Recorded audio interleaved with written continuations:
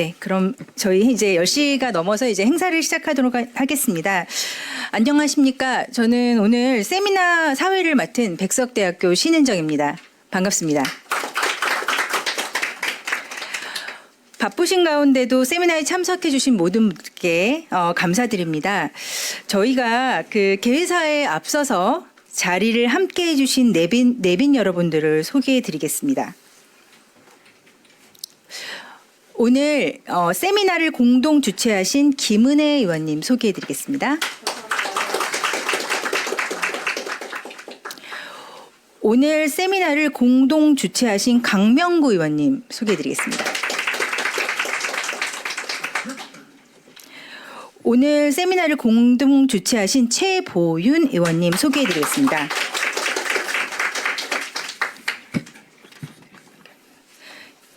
예, 오늘 세미나에 참석해 주신 정점식 정책위원장님 소개해 드리겠습니다. 네, 그리고 오늘 세미나 참석해 주신 유상범 의원님, 국민의힘 원내 운영 수시석 부대표님 소개해 드리겠습니다.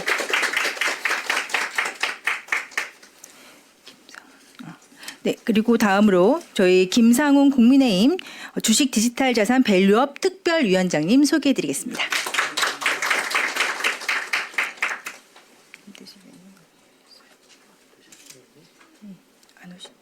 안 오셨죠? 네, 그러면 넘어가도록 하겠습니다. 네, 그러면 저희 오늘 전체 행사를 주관해 주신 한국재무관리학회 정성훈 회장님을 소개해 드리겠습니다. 다음으로는 오늘 주제 발표를 해주시는 전성민 가천대학교 교수님을 소개해드리겠습니다. 그리고 오늘 토론의 자장을 맡아주신 강형구 한양대학교 교수님 소개해드리겠습니다. 자, 토론자로 참석해주신 김도연 국민대학교 교수님 소개해드리겠습니다. 토론자로 참석하신 법무법인 태평양 김효봉 변호사님 소개해드리겠습니다. 죄송합니다. 네, 토론자로 참석하신 유혁선 카이스트 교수님 소개해드리겠습니다. 또 토론자로 참석해주신 임병화 성균관대학교 교수님 소개해드리겠습니다. 마지막 토론자십니다. 저기 인터넷기업협회 조영기 사무총장님 소개해드리겠습니다. 그리고 지금 막 저희 국민의힘 이끌어주고 계신 송원석 원내대표님 오셨습니다. 그리고 정말 안타깝게도 지금 인사를 못 드렸는데요. 김대식 의원님께서 잠시 아까 왔다가 미리 자리를 이제 시간 관계상 미리 자리를 뜨셨습니다. 네, 축하해 주시는 자리에 와주셔서 멀지만 감사의 말씀 전하겠습니다. 그럼 이상으로 내빈 소개 마치고 오늘 행사를 공동 주최하신 김은혜 의원님의 사진 먼저 촬영하시고. 죄송합니다. 일정이 조금 바뀌어서 먼저 사진 촬영부터 있겠습니다. 그 내빈 여러분 앞쪽으로 좀 나와주시면 감사하겠습니다. 네.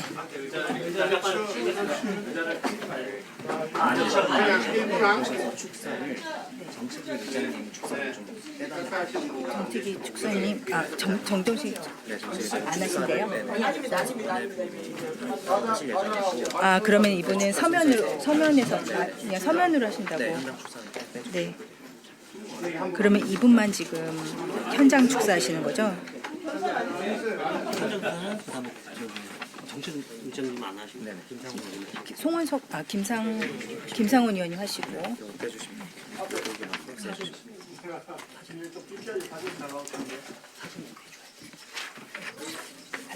네. 사진 촬영 부탁드립니다. 자, 이제 포즈를 좀 바꿔볼까요? 네, 화이팅 한번 하시겠습니까? 화이팅 부탁드립니다. 하산자산 화이팅! 송원석 화이팅! 김원은 화이팅! 강명구 화이팅! 이번에 화이팅! 최보윤 화이팅!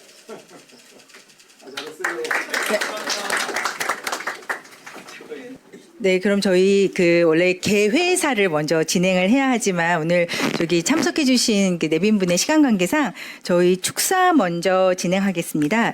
저기 김상훈 국민의힘 주식 디지털 자산 밸류업 특별위원장님. 아니야, 정책의장부터 먼저. 정책위원님. 예, 죄송합니다. 정정식 국민의힘 정책위원장님 축사부터 부탁드리겠습니다. 원래 우리 김상훈 위원장님부터 먼저 하셔야 되는데 제가 먼저 하겠습니다. 다른 행사가 또 있어가지고 저 국민의힘 정책위원장을 맡고 있는 정점식 국회의원입니다. 먼저 26년 디지털 자산 산업 특별 세미나를 개최해 주신 우리 김은혜 의원님, 최보윤 의원님, 강명구 의원님께 감사 말씀을 드리고 그리고 발제와 토론을 맡아 주시는 많은 분들께도 진심으로 감사의 말씀을 드립니다. 지금 우리 디지털 자산 산업은 중요한 전환점에 있습니다. 이용자가 1,000만 명에 이르는 시장으로 성장했고 자산 토큰화와 같은 새로운 금융 인프라로 발전하면서 금융과 산업의 경계를 빠르게 변화시키고 있습니다. 지난해 국회는 이용자 보호를 중심으로 한 디지털 자산 1단계 입법을 통해서 거래소 책임과 시장 질서를 일정 부분 정비한 바가 있습니다. 올해 논의되고 있는 디지털 자산 2단계 입법은 거래소 구조, 스테이블 코인 발행, 시장 규율 등 산업 생태계 전반의 제도적 틀을 설계하는 중요한 단계라고 생각을 합니다. 그만큼 이번 입법의 방향은 대한민국 디지털 금융 산업의 경쟁력을 좌우할 중요한 분기점이 될 것으로 보입니다. 그러나 최근 정부 여당이 추진 중인 디지털 자산 기본법 방향을 보면 우려되는 지점이 분명히 있습니다. 민간이 성장시켜온 디지털 자산 거래소에 대해서 대주주의 지분을 제한하고 스테이블 코인 발행 역시 은행이 발행 컨소시엄 지분의 과반을 보유하도록 하는 방안이 검토되고 있는 것으로 알려져 있습니다. 그러나 국회 입법조사처는 대주주 지분 제한이 재산권과 지급 수행의 자유를 침해할 소지가 있으며 해외에서도 유사한 사례를 찾기 어렵다는 점을 지적한 바 있습니다. 인터넷기업협회 또한 은행 중심 규제가 디지털 자산 시장 생태계를 왜곡할 수 있다는 우려를 제기를 하고 있습니다. 디지털 자산 산업은 빠르게 진화하는 분야인 만큼 이용자 보호와 혁신이 균형을 이루는 합리적인 제도 설계가 무엇보다 중요합니다. 오늘 세미나에서 논의되는 다양한 정책 제언들이 대한민국 디지털 자산 산업의 경쟁력을 높이고 혁신과 보호가 조화를 이루는 제도 개선으로 이어지기를 기대하겠습니다. 저희 국민의힘 정책위원회도 오늘 특별 세미나를 토대로 해서 글로벌 표준에 맞는 합리적인 대안을 마련하도록 하겠습니다. 다시 한번 세미나 개최를 축하드리면서 함께해 주신 모든 분들의 건성을 기원합니다. 감사합니다. 감사합니다. 다음은 김상훈 국민의힘 주식 디지털 자산 밸류업 특별위원장님의 축사를 듣겠습니다.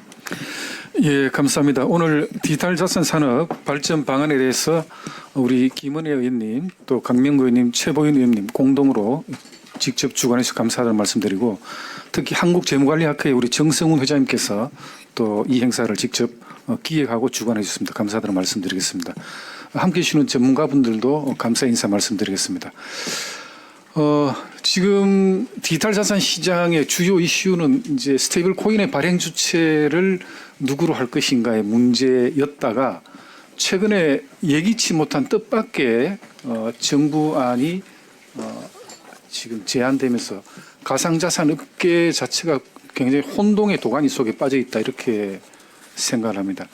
사실은 한국 정부는 이때까지 디지털 자산 시장의 활성화를 위해서 조금도 보태준 게 없어요. 거의 규제 일변도로만 일관하다가 이번에 또 느닷없이 가상자산 거래소 대주주 지분 제한 카드를 내밀었는데 이게 아시는 분 아시겠지만 당초 금융위 원안에 포함되어 있지 않던 내용이 보이지 않는 윗선의 힘으로 지금 포함되어 있는 게 아니냐 그렇게 이야기를 하고 있고 특히 청와대 김영범 정책실장, 해시도 오픈 리서치 등등이 좀 연루되어 있는 사적 이해관계가 작용한 게 아닌가 하는 의혹이 강하게 제기되고 있습니다.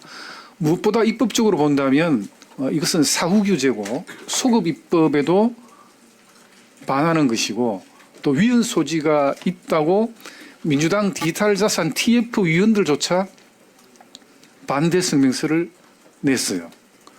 그래서 이렇게 문제가 많은 정부안을 갖고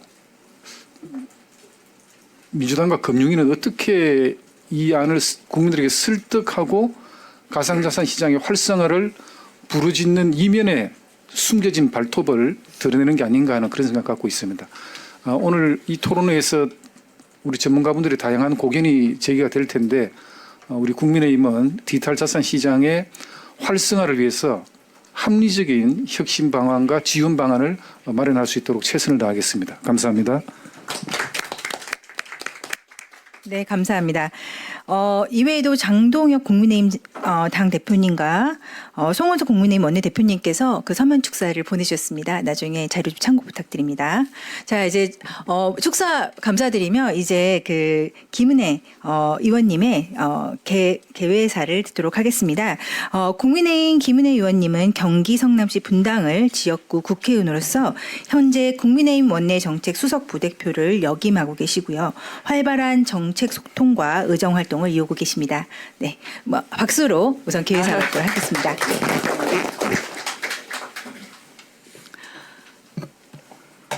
날씨가 조금 다시 쌀쌀해졌는데 이렇게 귀한 시간 함께해 주셔서 진심으로 감사드립니다. 오늘 디지털 자산 산업 특별 세미나에 그래도 먼저 감사를 드려야 합니다. 공동 주최해 주신 최보윤 의원님, 강명구 의원님, 그리고 행사를 주관해 주신 한국재무관리학회 정성원 회장님께도 깊은 감사를 드립니다. 오늘 발제를 맡아주시는 가천대학교 전성민 교수님, 그리고 좌장을 맡아주신 한양대학교 강형구 교수님, 그리고 토론에 함께해 주실 국민대학교 김도현 교수님, 또 법무부 및 태평양 김효경 변호사님, 카이스트 류혁선 교수님, 그리고 성균관대학교 임병화 교수님, 인터넷기업협회 조영기 사무총장님께도 저의 감사의 말씀을 함께 드립니다. 요즘에 저희가 가상자산을 보면 이 원화 베이스 거래량만 보면 미국에 의해서 세계 2위일 경우가 굉장히 많습니다. 그만큼 이 시장은 에너지가 끌어 넘치고 있죠.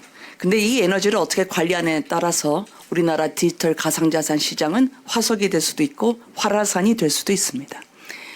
통제 관리 하에 두겠다는 유혹은 늘 정부가 갖고 있습니다. 그래서 텐센트 같은 경우에도 중국에서 사실상 국가 관리 하에 두려고 하고 있죠.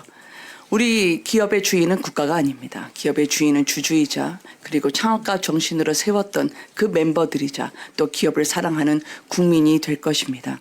그러면 지금의 현재 가상자산과 관련한 정부의 현황을 살펴보면 화폐가 아니라고 하면서 화폐에 준하는 규제를 가하려고 하고 있습니다.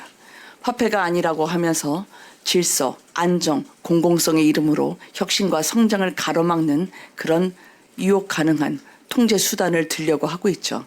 저는 이럴 때일수록 우리가 대한민국이 성장의 또 하나의 미래문을 열 수 있는데 오늘 이 세미나가 큰 역할과 계기가 될 것이라고 생각합니다. 사실은 정부가 기업을 순환형으로 만들려고 하는 순간 글로벌 기업들은 오히려 자신들의 투명성 그리고 리스크 관리라는 공공성을 위한 스스로의 내부 통제를 하면서도 강한 리더십으로 세계를 제패하려고 할 것입니다. 그 갈림길에 선 디지털 가상자산의 오늘 시장 논의에 대해서 대한민국의 새로운 성장 동력을 찾을 수 있도록 함께 애쓰겠습니다. 진심으로 감사드립니다. 고맙습니다. 네, 김은혜 의원님 감사합니다. 다음은 공동 주최진 최보윤 의원님의 개회사를 듣겠습니다. 최보윤 의원님은 국민의힘 수석 대변인으로 활동 중이시고요. 디지털 자산 육성 기본법 대표 발의를 하셨고 국민의힘 주식 디지털 자산 밸류업 특별위원회 위원으로서 활발하게 활동하고 계십니다. 네, 안녕하십니까. 국민의힘 최보윤 의원입니다. 저는 국민의힘에서 주식 및 디지털 자산 밸류업 특별위원회 위원으로도 활동을 하고 있습니다. 오늘 이제 바쁘신 일정에도 불구하고 2026년 디지털 자산 산업 특별 세미나에 참석해 주신 모든 전문가 여러분께 깊이 감사드립니다. 그리고 함께 뜻모아 자리 마련해 주신 김은혜 의원님과 또 강명구 의원님 그리고 행사를 주관해 주신 한국재무관리학회 정성훈 회장님과 관계자 여러분께도 깊이 감사드립니다. 지금 2단계 입법이 논의되고 있는데요. 이 2단계 입법은 산업의 구조와 지배 구조 그리고 경쟁 질서를 설계하는 산업 설계도를 그리는 과정이라고 생각이 됩니다. 그리고 특히 최근 논의되고 있는 이 은행권 50% 플러스 1 지분 보유 요건과 그리고 가상자산 거래소 대주주 지분 제한 문제는 단순한 세부 규제의 문제가 아니라 우리 디지털 자산 산업의 지배 구조와 혁신 동력을 좌우할 핵심 쟁점이라고 생각이 됩니다. 은행 중심 구조가 과연 디지털 자산 산업의 특성과 기술 혁신 속도를 충분히 반영하고 있는지, 또 지분 규제가 이용자 보호라는 정책 목표 달성에 실질적으로 기여하는지, 또 그리고 이러한 제도 설계가 글로벌 경쟁 환경 속에서 우리 기업들의 경쟁력을 제약하지는 않는지에 대해서 면밀한 점검이 필요하다고 생각이 됩니다. 우리는 지금 블록체인 기반 금융 인프라, 또 토크나 자산, 스테이블 코인 등 디지털 산업이 이미 글로벌 금융 질서의 일부를 편입되고 있는 현실에 놓여 있습니다. 또 미국과 유럽연합 등 세계 주요 국가들은 제도 설계를 통해 시장 주도권 확보를 위한 치열한 경쟁을 벌이고 있습니다. 이번 2단계 입법이 그래서 우리나라가 글로벌 경쟁에서 도약하는 기회가 될 수도 있고 반대로 족쇄를 채우는 계기가 될 수도 있다고 생각이 됩니다. 과도한 규제로 산업의 성장 가능성을 선제적으로 제한할 것인지 아니면 책임 있는 감독과 정교한 행위 규제를 통해 혁신과 안정이라는 두 가치를 아우를 것인지에 대해 결단을 해야 되는 시기라고 생각이 됩니다. 오늘 이 토론회가 이 중대한 쟁점들을 글로벌 스탠다드에 맞춰 차분히 점검하고 산업 혁신을 위한 정교하고 합리적인 대안을 모색하는 자리가 되기를 기대합니다. 저는 지난 국민의힘 그 대선 공약에서 디지털 자산 공약을 발표한 바가 있었고요. 그 중에 이제 블록체인 기업 벤처 인증 제도 개선 방향을 제시하고 이후 디지털 자산 매매 중개업을 벤처 기업 제한 업종에서 해제하는 정책적 논의를 해왔는데요. 그때 함께했던 그런 논의들이 계속 지속되고 또 저희가 국민의힘이 이런 디지털 자산 분야에서 정말 노력하고 있다는 점도 또 함께 말씀을 드리고 싶습니다. 또 최근 이제 국민의힘 주식 및 디지털 자산 밸류업 특위는 또 김은혜 의원님도 함께 특위위원으로 활동을 하고 계시지만 현장 간담회를 통해서 여러분들의 목소리를 듣고 또 소통하고 실효성 있는 개선 과제를 지속적으로 발굴해 왔다는 점도 또 말씀드립니다. 앞으로도 저도 또 수석 대변인으로서 여러분들의 목소리를 또 대변하고 현장의 목소리를 충실히 경청하고 정말 대한민국의 디지털 자산 산업이 건강한 생태계 속에서 성장할 수 있도록 최선을 다하겠다는 말씀을 드립니다. 감사합니다. 네, 다음으로 공동 주최하신 강명구 의원님의 개사를 듣겠습니다. 강명구 의원님은 경북 구미시 구미시 의원으로서 정무위원실 소속이시고요. 국민의힘 조직강화 특별위원회 조직 부총장으로 활동하고 계십니다. 네, 박수로 축사를 맞아주시기 바랍니다. 예, 반갑습니다. 정무위원회에서 활동하고 있는 강명구입니다. 오늘 이렇게 디지털 자산 산업 발전 방안에 대한 세미나를 공동으로 개최하게 돼서 영광으로 생각하고요. 많은 전문가님들 오셨는데 감사하다는 말씀드리고 현재 우리 대한민국의 이 디지털 자산 산업이 매우 중요한 변곡점에 서 있는 거 아닌가 하는 그런 생각이 듭니다. 이게 이 대한민국이 디지털 강국으로 도약하느냐 아니면 규제에 막혀가지고 이 글로벌 경쟁에서 도태되는 거 아닌가 하는 그런 우려가 있습니다. 이 지난 정무위원회에서 정무위원회 전체 회의에서 제가 질의도 했습니다.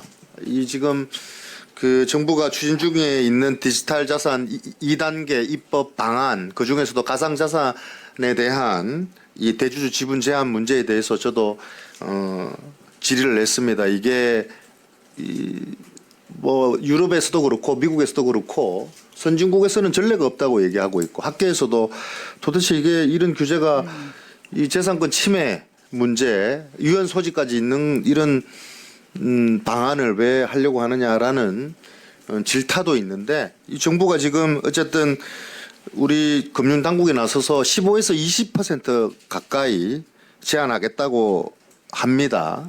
그렇게 되면 아무래도 창업자나 뭐랄까요, 이 최고 경영자의 리더십은 위축될 거고 그 책임 경영에서도 약화되지 않겠냐 하는 그런 우려가 있고요. 그래서 기업의 혁신과 성장 의지 자체가 꺾이지 않겠느냐 이런 생각이 듭니다. 이런 규제들을 통해 가지고 개인 투자자들에게는 어떤 피해를 줄지 또 우리 디지털 자산 생태계는 어떻게 위축이 될지 정부는 좀 더 깊게 고민해 봐야 되지 않겠느냐 그런 생각이 듭니다. 오늘 어쨌든 우리 전문가님들 오셨으니까요. 오늘 세미나를 통해 가지고 정부 정책 방향을 좀 재점검하고 불필요한 과잉 규제 같은 것들은 좀 드러내고 산업혁신과 투자자 보호를 위한 합리적인 대안을 좀 도출해 주시면 감사하겠다라는 말씀을 드리고 저도 정무위원회 위원으로서 활동하면서 이러한 디지털 자산 산업 규제의 족쇄를 좀 풀고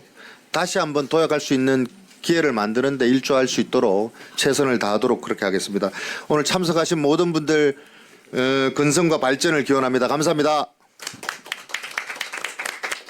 네.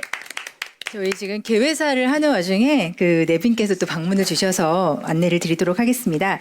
우선 조배숙 의원님, 네 지금 하셨습니다. 네. 반갑습니다. 저한테 축사를 하라고 하는데 늦게 와가지고요. 그냥 인사로 대신하겠습니다. 김은혜 의원님이 하신다고 해가지고 그냥 무조건 왔습니다. 감사합니다. 네. 다음으로 이남희 의원님, 이다리 죄송 이다미 의원입니다.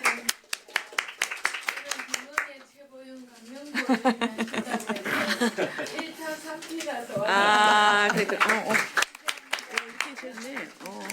죄송해요. 네, 이다리 의원님 감사합니다. 두 분 바쁘신 와중에 방문 주셔서 너무 감사드립니다. 네, 그러면 이제 저희 오늘 행사를 주최 및 주관하신 정성훈 회장님의 개회사를 듣도록 하겠습니다.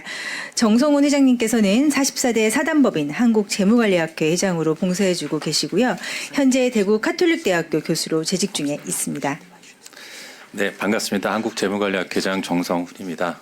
먼저 이렇게 공동 주최를 해주신 우리 김은혜 의원님, 강명구 의원님, 최보현 의원님, 우리 김상훈 의원님께 감사드립니다.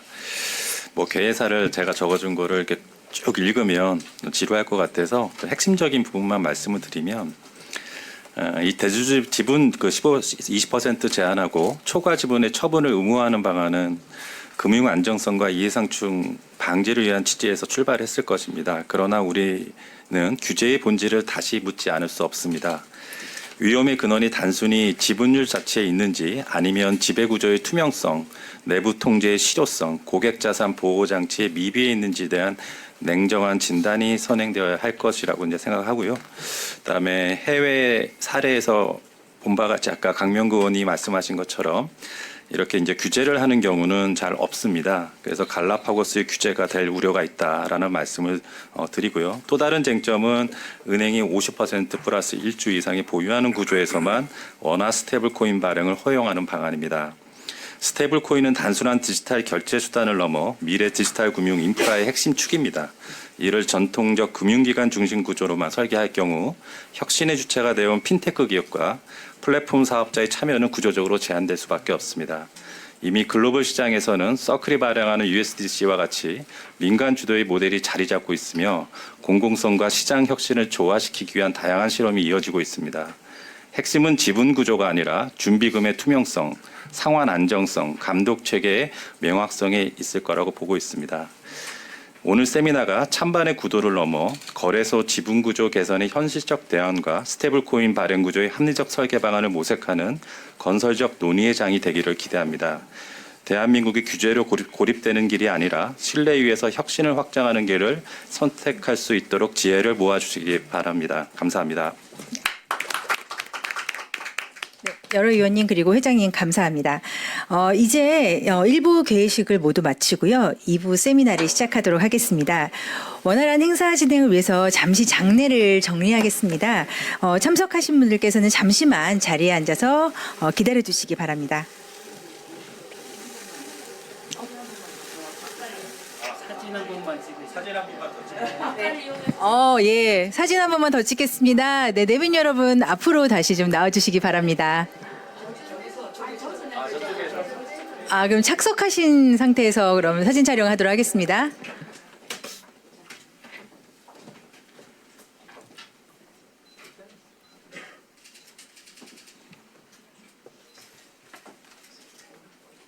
자, 이제 우리 한번 다시 화이팅 한번 해볼까요? 네, 여러분 화이팅 하시면서 사진 다시 한번 부탁드리겠습니다. 자, 디지털 가상자산 산업 화이팅! 화이팅! 조배수 화이팅! 이다리 화이팅!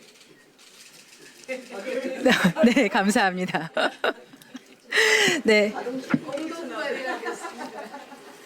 자, 그럼 저희 2부 세미나는 가천대 전성민 교수님께서 발제를 해주시고요.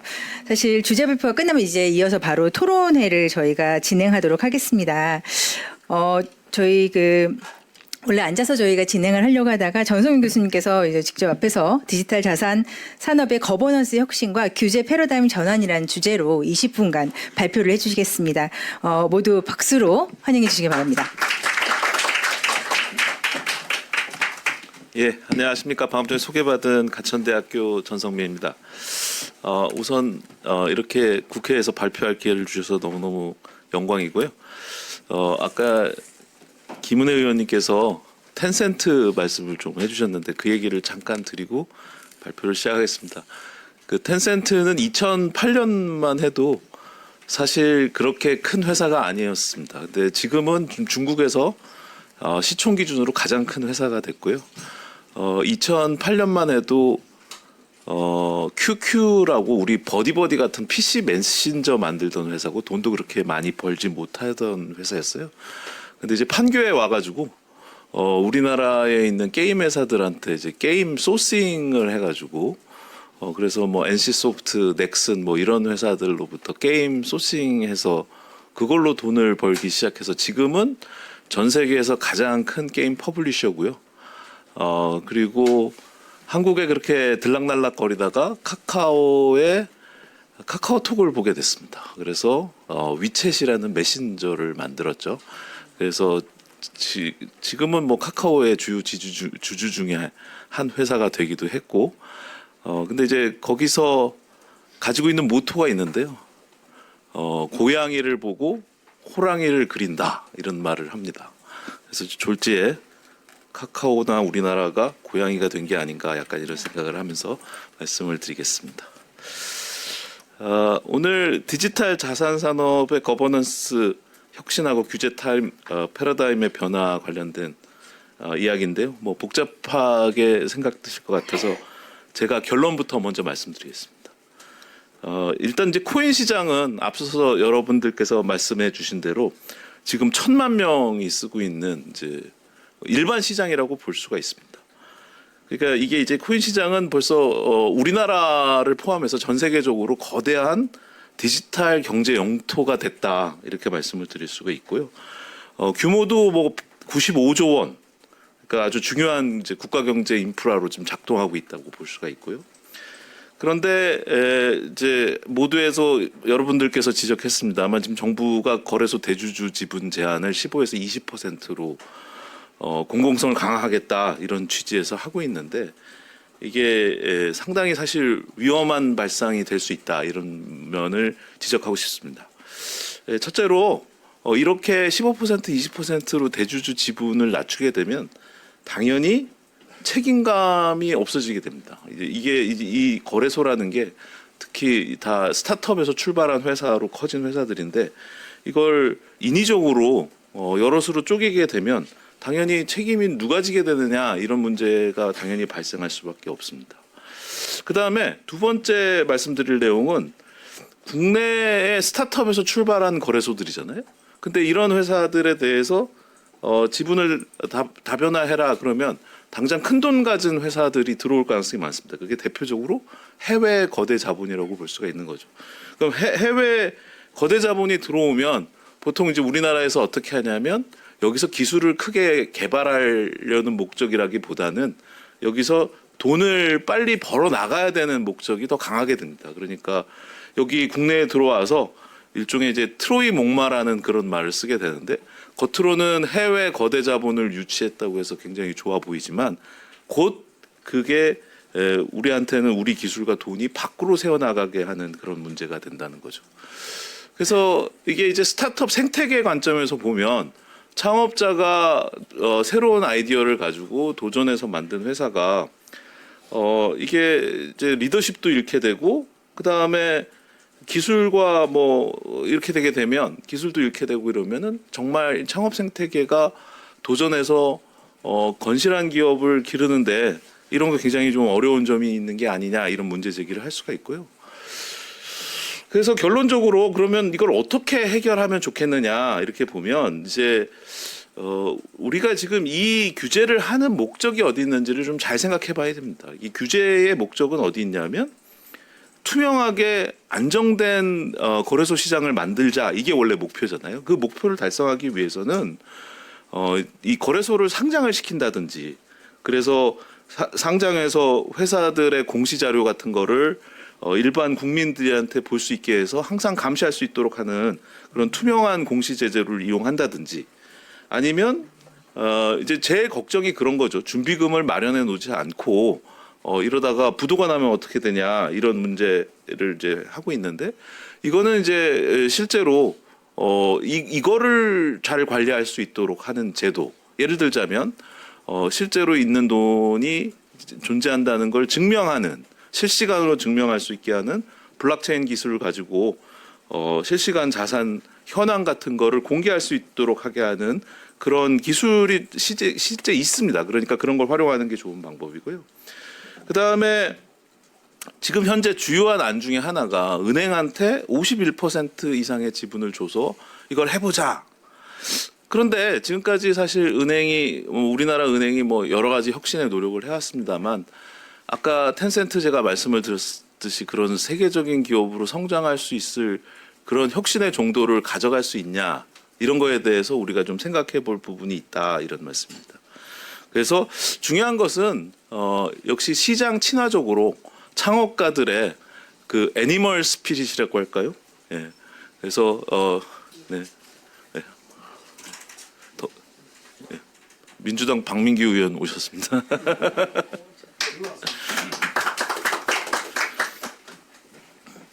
자, 그러면 저 내용을 좀 더 자세하게 말씀을 드려보겠습니다.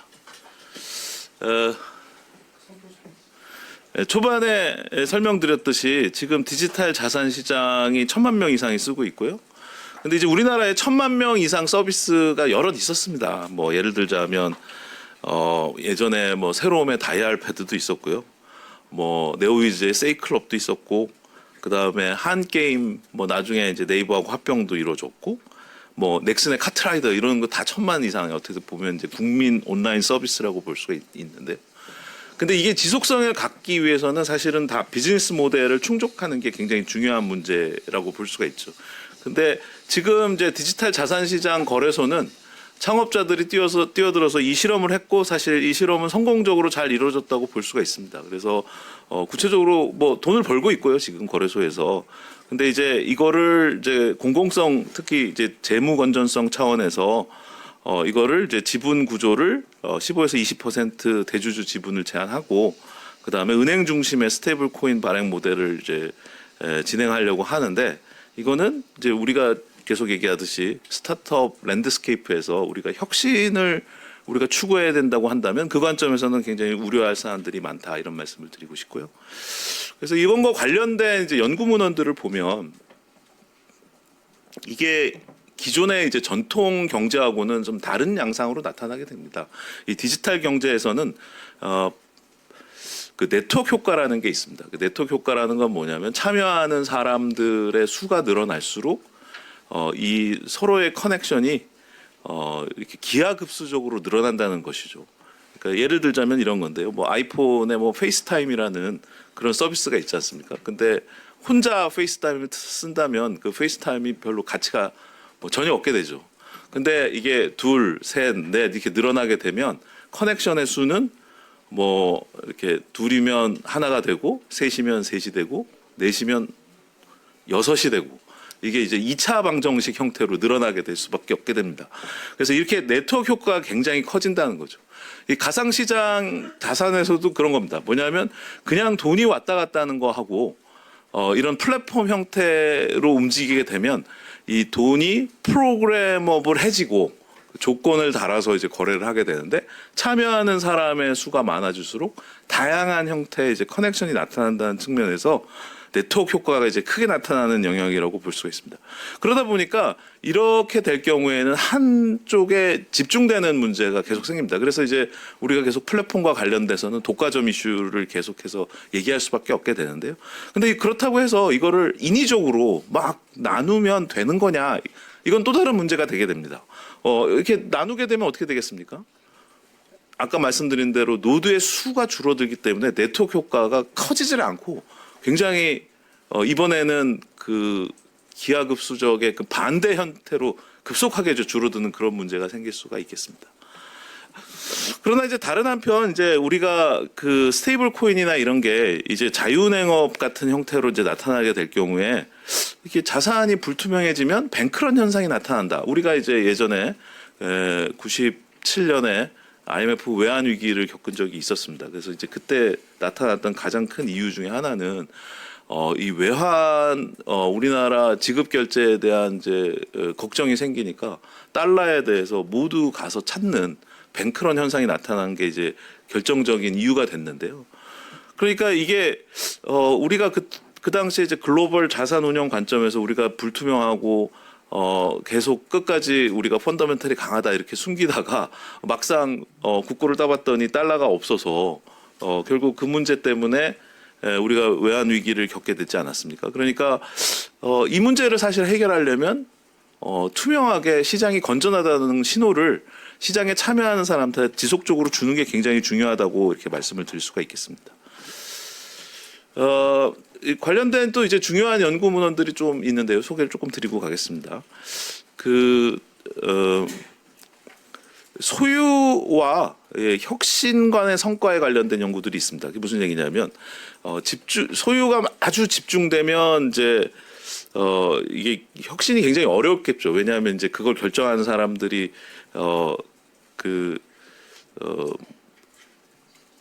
그래서 이제 적절한 소유 집중이 돼야 사실 자원 배분 효율성이 높은데 이걸 또 너무 과다하게 하게 되면 이제 다각화의 함정에 빠진다. 뭐 이런 연구들이 있습니다. 그 다음에 이제 예전에 뭐 B2B 마켓플레이스에서도 이제 이런 연구가 있었는데요. 이제 교차 소유를 할 경우에 디지털 혁신에 이런 경우가 이제 정보 비대칭성을 줄이고 자본 제약을 완화한다. 뭐 이런 연구도 있고요. 그 다음에 이제 규제 패러다임 관련돼서는 이제 플랫폼 수수료 제한 등 행위 규제가 서드 파티 개발자의 혁신 요인을 높인다. 뭐 이런 연구들이 사전에 있었다고 말씀드릴 수 있겠습니다. 그래서 이제 아까 말씀드린 대로 우리나라 디지털 자산 시장은 이제 상당한 규모를 달성했고 일평균 거래 규모가 6조 원이 넘고 그다음에 원화 예치금 규모 역시 6조 원이 넘는 규모로 이제 성장을 했습니다. 그래서 이제 여기서 이제 구체적으로 이제 쟁점을 이제 말씀을 드리자면 이제 현재 디지털 자산 거래소의 대주주 지분 제한을 하겠다 이렇게 할 경우에 이제 거래소에 이제 독과점을 우려해서 이제 이런 생각을 하게 되는데 그러면 실제로 그 논리가 맞아서 이게 이제 실행이 된다면 어떤 일이 생길 수 있을까 이렇게 생각을 해보면 말입니다. 기존에 있던 이제 거래소 지분 중에 상당히 큰 지분을 해외 지분에 매각한다. 그러면 이제 당연히 이제 해외 주주들이 나타날 테고 그러면 당연히 이제 국부의 유출이라든지 우리가 가상자산 관련된 산업의 주도권을 계속 가져가기가 굉장히 어렵다 이렇게 볼 수가 있고요. 이걸 만약에 국내 대기업에 이제 매각한다고 생각해 보면요. 그럼 이제 우리가 아주 오랫동안 지켜온 이제 금산분리 이슈가 당연히 또 나타날 수밖에 없게 되고요. 그 다음에 이제 대기업이 자기가 하고 있는 본업하고 이 디지털 자산 거래소를 이제 레버리지 해가지고 자신들의 사업을 유리하도록 이거를 이제 끌어갈 수가 있게 되죠. 그러면 이해상충 문제가 당연히 생기게 됩니다.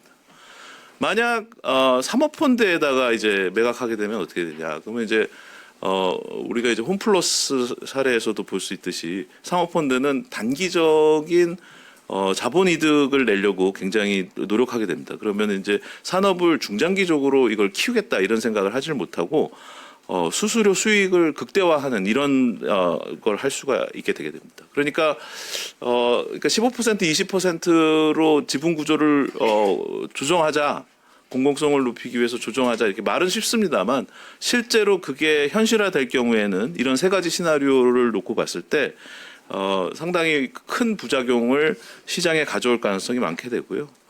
그래서 이런 거를 이제 해소하기 위한 그럼 대안은 뭐가 있을 수 있겠냐? 그러면 이게 이제 지분을 몇 %로 하자. 이거는 이제 사실 쉬운 규제입니다. 근데 이제 그런 쉬운 규제보다는 어떤 행동을 어떤 행위를 하고 있는가를 하는 좀 더 좀 마이크로 액티비티를 이제 바라다 보는 어떤 행위 규제 중심의 접근 방성을 이렇게 택할 필요가 있습니다. 예를 들자면 이제 내부 통제를 강화한다든지 지배 구조의 투명성을 공시한다든지 이해상충 방지 시스템을 구축한다든지 이런 방안을 고려하는 게 더 적절하다 이렇게 말씀드릴 수가 있겠습니다. 그다음에 이제 모두에서 잠깐 말씀드리겠습니다만 지분을 제한할 때 이제 방관자 효과가 나타납니다. 그게 무슨 얘기냐면 기존에 이제 대주주였을 경우에 그러면 이제 창업자 중심의 집중 구조가 되니까 당연히 신속한 의사결정을 할 수가 있고요. 강력한 책임 경영을 할 수도 있겠습니다. 근데 이거를 이제 인위적으로 소유 분산을 할 경우에는 공공성 확보를 할 수 있겠지만 당연히 의사결정에 늦게 됩니다. 근데 이 가상자산 거래소의 특성상 사실 굉장히 글로벌 단일 시장으로 빠르게 변화하는 트렌드가 있는데 여기에 대해 대응하는 게 상당히 중요한 부분입니다. 이제 이런 경우에 이게 시기적으로 적정한 대응을 하지 못한다면 어떤 혁신 기제 같은 게 작동이 안 되는 그런 문제가 생길 수도 있겠죠. 그 다음에 이제 무엇보다 중요한 게 사실 지금까지 가상자산 거래소 자체가 시장 기반으로 성장했습니다. 그런데 이거를 이제 규제 강화를 통해 가지고 뭐 이렇게 구체적인 어떤 그런 규제 사항들에 대응을 하다 보면 당연히 이게 시장 친화적인 운영이라기보다는 정부 규제에 대응하는 운영이 될 가능성이 굉장히 많아진다. 그러니까 당연히 혁신성이 떨어진다 이런 말씀을 드릴 수가 있고요. 그래서 지금 요구하는 이제 거래소의 금융 인프라에 대한 규제 수준은 지금 KRX 한국 거래소 수준의 이제 소유 분산을 요구하고 있는데 사실 이거는 이제 우리가 지금까지 시장을 키워온 민간 스타트업에서 출발한 회사에 대한 이게 좀 적절한 접근 방법인지 우리가 좀 생각을 해봐야 된다 이렇게 말씀을 드릴 수가 있고요. 최근에 이제 다른 분야 디지털 자산 외에도 다른 분야에서도 이런 스타트업이 비즈니스 모델을 실험하고 이렇게 사업을 만들어낸 과정들에 대한 기여를 인정하지 않고 정부에서 유사 사업을 만들어서 그대로 이제 진행하는 그런 사례들도 많이 발견되고 있는데요. 이런 측면에서 봤을 때 굉장히 큰 이슈가 있다 이렇게 볼 수가 있고요. 그래서 지금 가령 이제 두나무나 이제 코인원 같은 경우에 주요 대주주들이 이제 지분을 이제 강제로 팔아야 되는 그러면 이제 강제로 팔아야 된다면 기간을 정해놓고 지금 그런 걸 해야 되는데 이제 이게 만약에 바이낸스 같은 이제 글로벌 거대 자본이 이제 국내 지분을 취득하게 된다면 당연히 우리는 이제 글로벌 서비스의 하청을 맡게 된다 이렇게 이해를 할 수가 있겠습니다. 그게 이제 마치 2008년 리만 사태 당시에 이제 영업 지점 형태로 운영되던 한국의 자본 유출 피해 사례가 그대로 재현될 가능성이 굉장히 높다 이런 말씀을 하겠습니다. 그래서 이제 뭐 지금 한국은행을 비롯해서 전통금융권에서는 이런 거를 이제 은행 중심으로 좀 운영을 해보자 뭐 이런 제안을 합니다. 근데 실제 사례에서 유럽의 위트레이드나 보험 컨소시엄 B3I 같은 경우에는 이게 다 파산했습니다. 그러니까 이게 이제 전통금융기관이 근데 이거는 이제 우리가 90년대 인터넷 도입했을 때 벤처기업이 막 만들어졌을 때 대기업이 벤처를 하겠다. 이게 사실 구조상 굉장히 어렵습니다. 대기업의 임원들은 이런 말씀은 좀 뭐 적절할지 모르겠습니다만 본인의 지상 목표가 애들 장가 시집 가기 전까지 잘리지 않는 게 목표거든요. 그러니까 절대로 위험한 사업을 하지 않습니다. 그러니까 대기업의 거버넌스에서 사실 스타트업을 운영한다는 건 굉장히 어려운 거죠. 그래서 그런 관점에서 바라봤을 때 이런 가상자산 거래소의 도전적인 기술 변화, 글로벌 시장 변화에 대응해서 빠르게 움직이는 거버넌스 체계를 만든다는 게 지금 전통적인 은행권 중심으로 이걸 운영한다는 거는 상당히 어렵다 이렇게 이제 판단할 수가 있고요. 그다음에 이제 아까 말씀드려도 단기 프라이빗 에큐티 같은 데서 우리가 이제 사모펀드가 주주가 될 경우에는 단기적인 목표를 가져갈 가능성이 많다 이렇게 볼 수가 있겠습니다. 헌법상으로 봤을 때도 이것도 상당히 큰 이슈라고 볼 수가 있겠는데요. 이게 헌법의 13조 2항 소급입법에 대한 재산권 박탈 금지라든지 23조의 재산권 보장 이런 문제를 지금 이제 위배할 가능성이 높습니다. 그러니까 이게 실제로 진행된다고 할지언정 계속해서 위헌성 논란이 생길 수 있다 이런 말씀을 드릴 수가 있겠고요. 두 번째 쟁점은 이제 스테이블 코인 규제에 대한 이제 발행 주체에 대한 얘기인데요. 이제 유럽 같은 경우를 보면 이제 유럽의 경우에도 이게 뭐 은행에다 한다 이렇게 하진 않았습니다. 원칙 중심의 규제를 하고 있어서 스테이블 코인 발행은 EMI 인가 그리고 미카 라이선스를 취득한 그런 데서는 다 할 수 있다. 그래서 구체적으로 뭐 어느 기관에 어떻게 해라 이런 식의 규제를 한다기보다는 소비자를 보호하는 방향으로 가고 있습니다. 그래서 이제 USDC 서클 같은 경우에 프랑스에서 인가 취득을 했고요. 한편 테더 같은 경우는 규제 미준수를 해서 이제 상장 폐지 퇴출된 사례가 있습니다.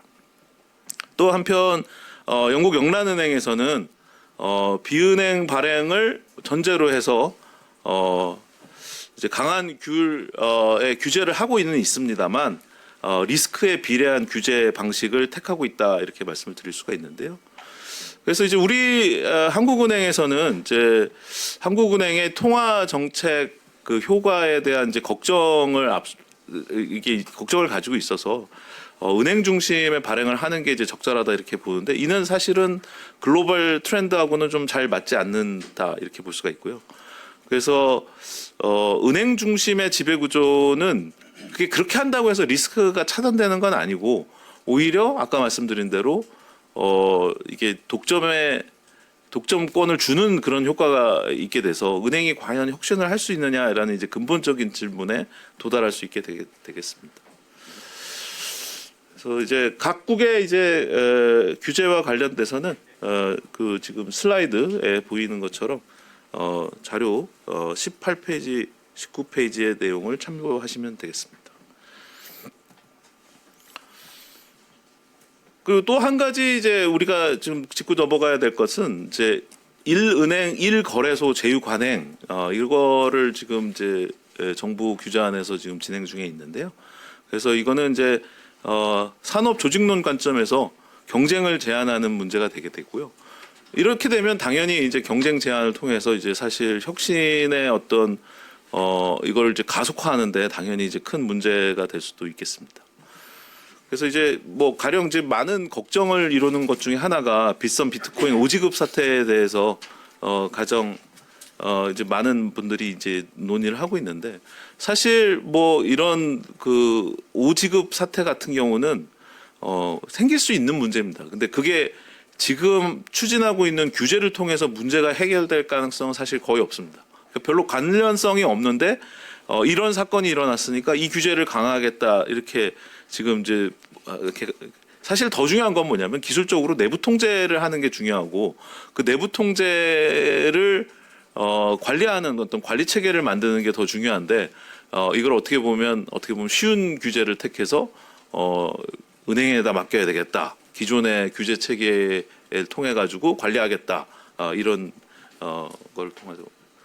그래서 이제 대안으로 이제 말씀드릴 내용은 이제 중요한 게 회사를 상장시키는 게 굉장히 중요하다. 이렇게 뭐 그동안에 우리나라의 이제 스타트업 씬에서도 어떻게 보면 이게 M&A나 상장을 통해서 엑시스를 하는 게 굉장히 활발하게 이루어지지는 못해서 이게 우리나라 스타트업이 침체되는 큰 원인이 되기도 했었는데요.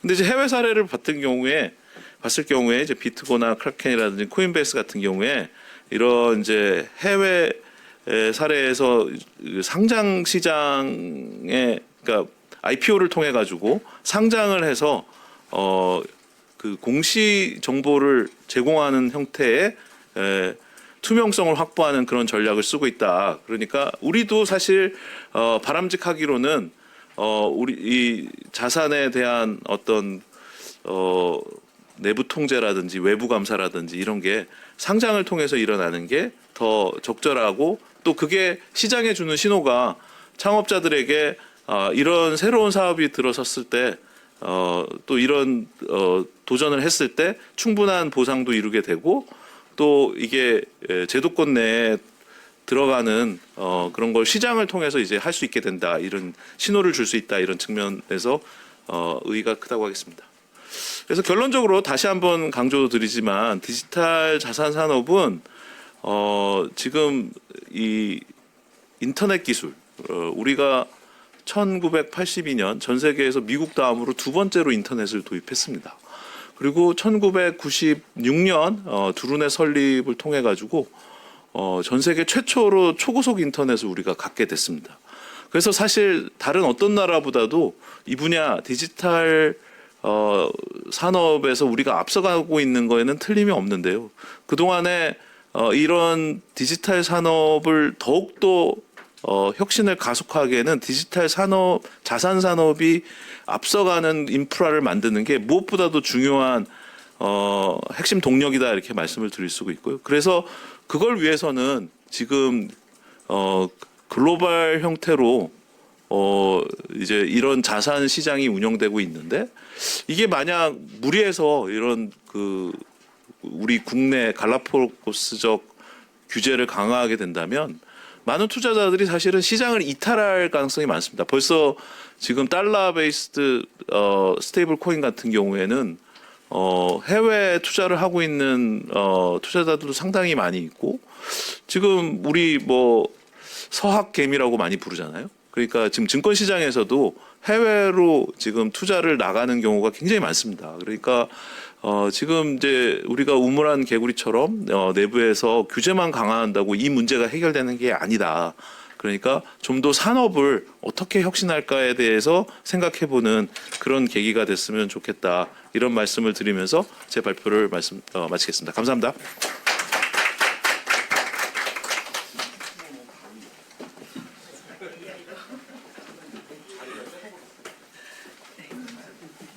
네, 전성민 교수님 수고하셨습니다.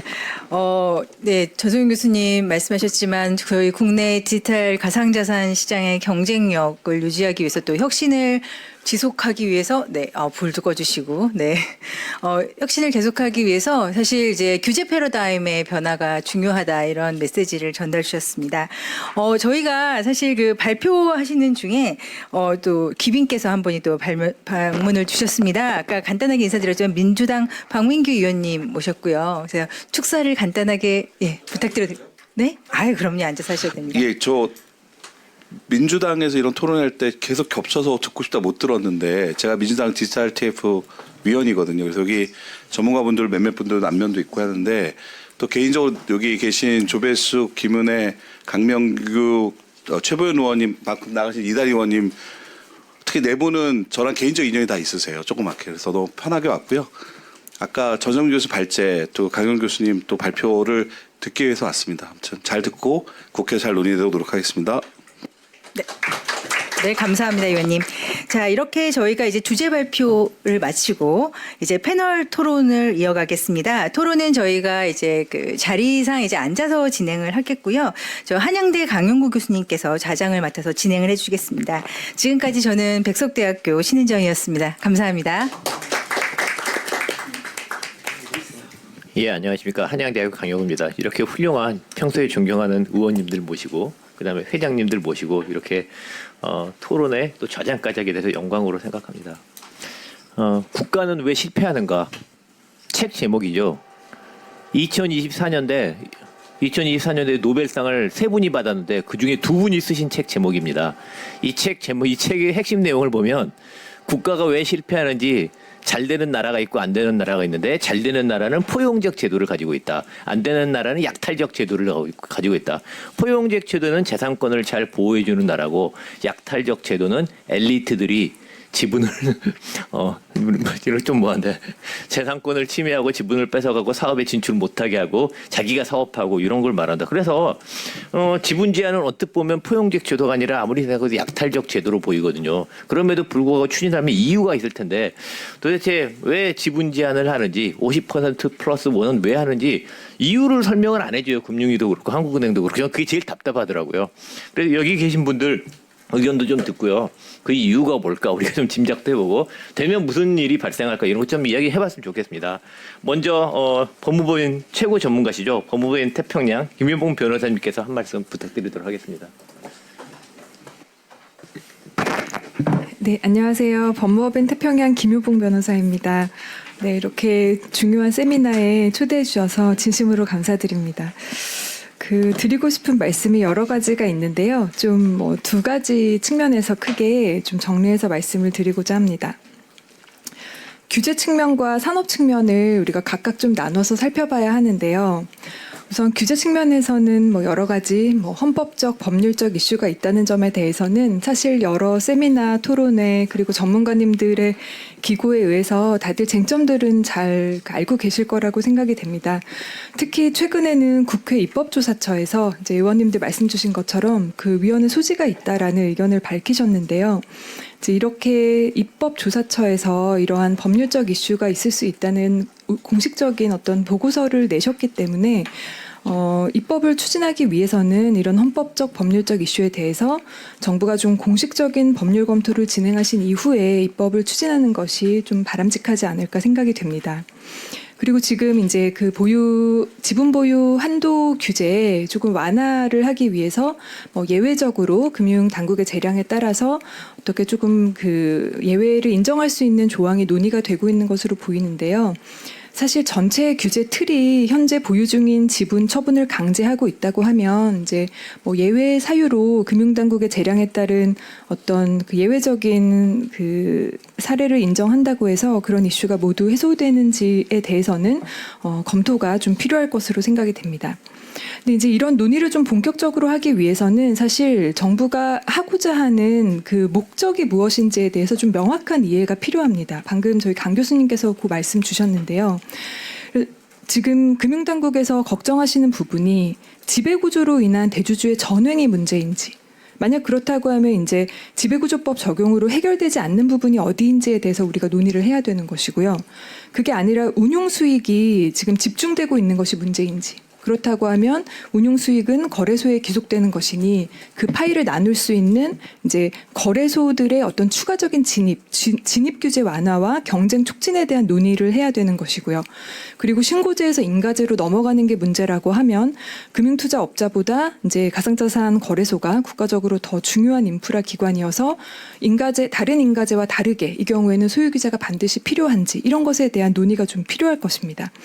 근데 지금 현재로서는 목적으로 하는 공익에 대한 명확한 이해가 지금 공유되고 있지 않은 부분이 조금 문제점으로 생각이 됩니다. 그리고 만약에 규제를 이제 금융당국에서 이제 제시하신 것처럼 ATS와 유사하게 만들게 되면 금융 기관의 경우에는 30%대의 예외가 가능하게 되는데요.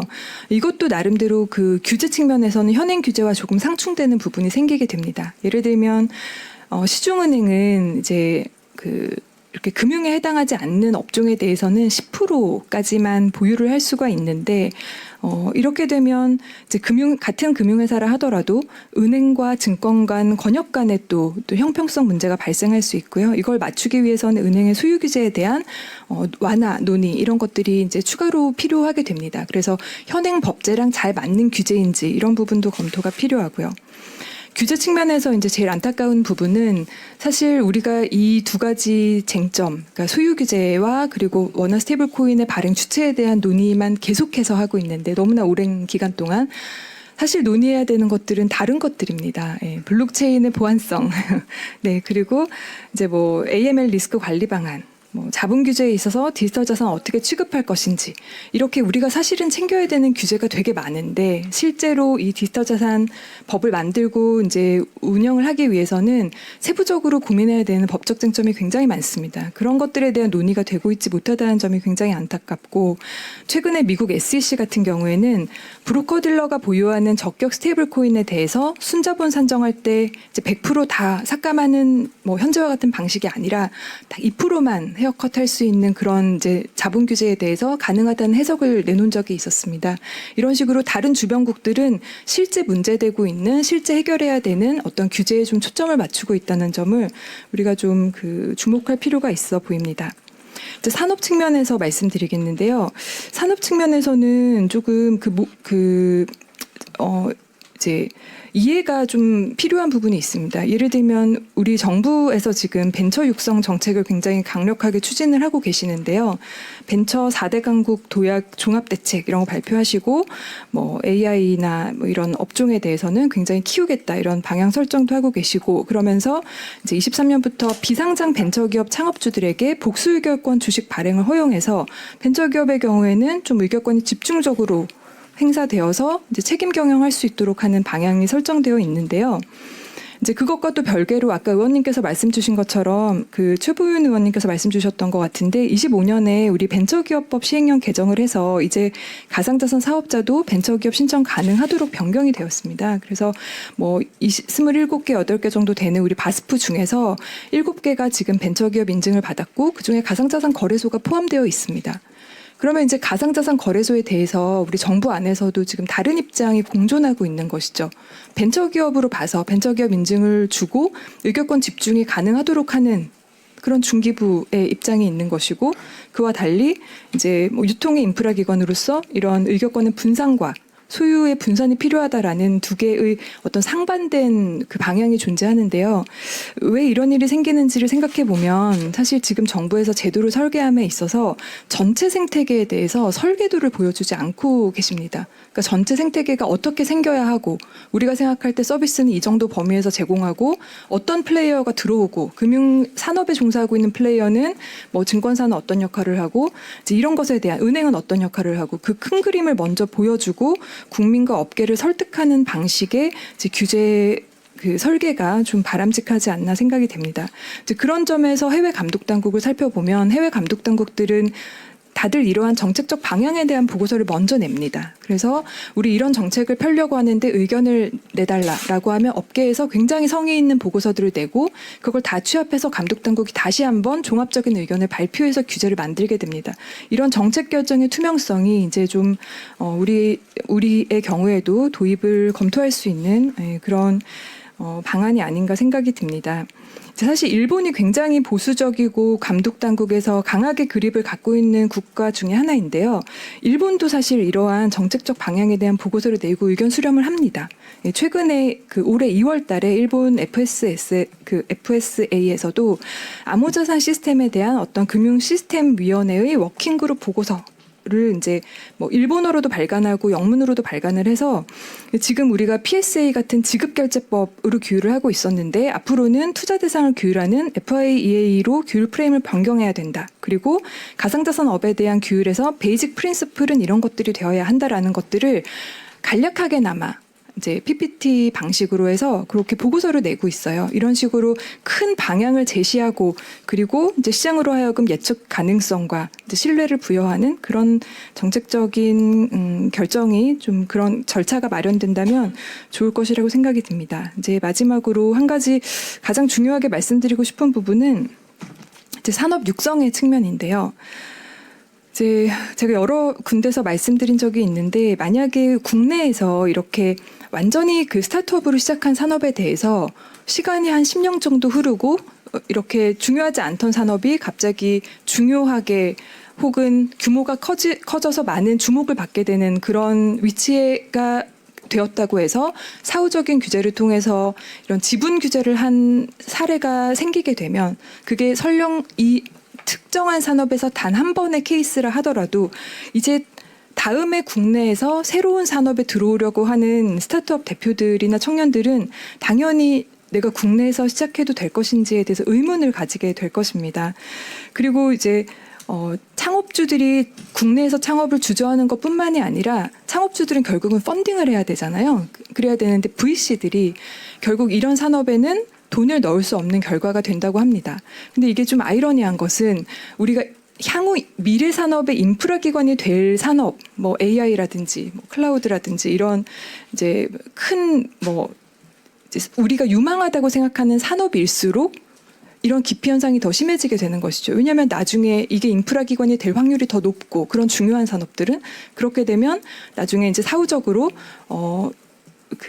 육성해 놓은 어떤 이 산업이 이제 제3자에게 넘어갈 가능성이 생기기 때문에 산업 전체가 이제 창업을 시작하기도 어렵고 그리고 펀딩을 받기도 어려운 굉장히 그런 어려운 상황에 처하게 됩니다. 그래서 이런 점들은 굉장히 좀 신중하고 주의 깊게 검토가 필요할 것으로 생각이 되고 이제 현행 규제와의 정합성 그리고 향후 우리나라가 국가 경쟁력 측면에서 지금 우리가 도입하려고 하는 이 제도가 얼마나 크리티컬한 영향을 미치게 될 것인지 이것들을 같이 검토를 해서 이번 입법을 추진하는 것이 바람직할 것이라고 생각합니다. 네. 청년 창업까지 익히는 약속 정말 잘 정리해 주셨습니다. 아니나 다를까 얼마 전까지 가상자산 산업은 유흥사행 부동산과 더불어 벤처기업 취급을 못 받다가 갑자기 이제 공공재, 공공인프라로 또 이렇게 되면서 이렇게 지분 제한이 나오는데요.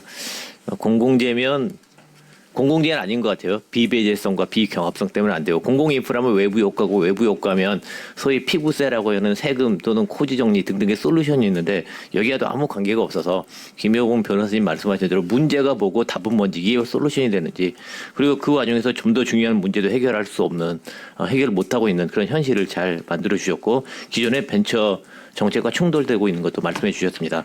법적 제도적 관점에서 잘 정리해 주셨고요. 기술 관점에서 이번엔 좀 임병화 교수님께서 한 말씀 해주시겠습니다.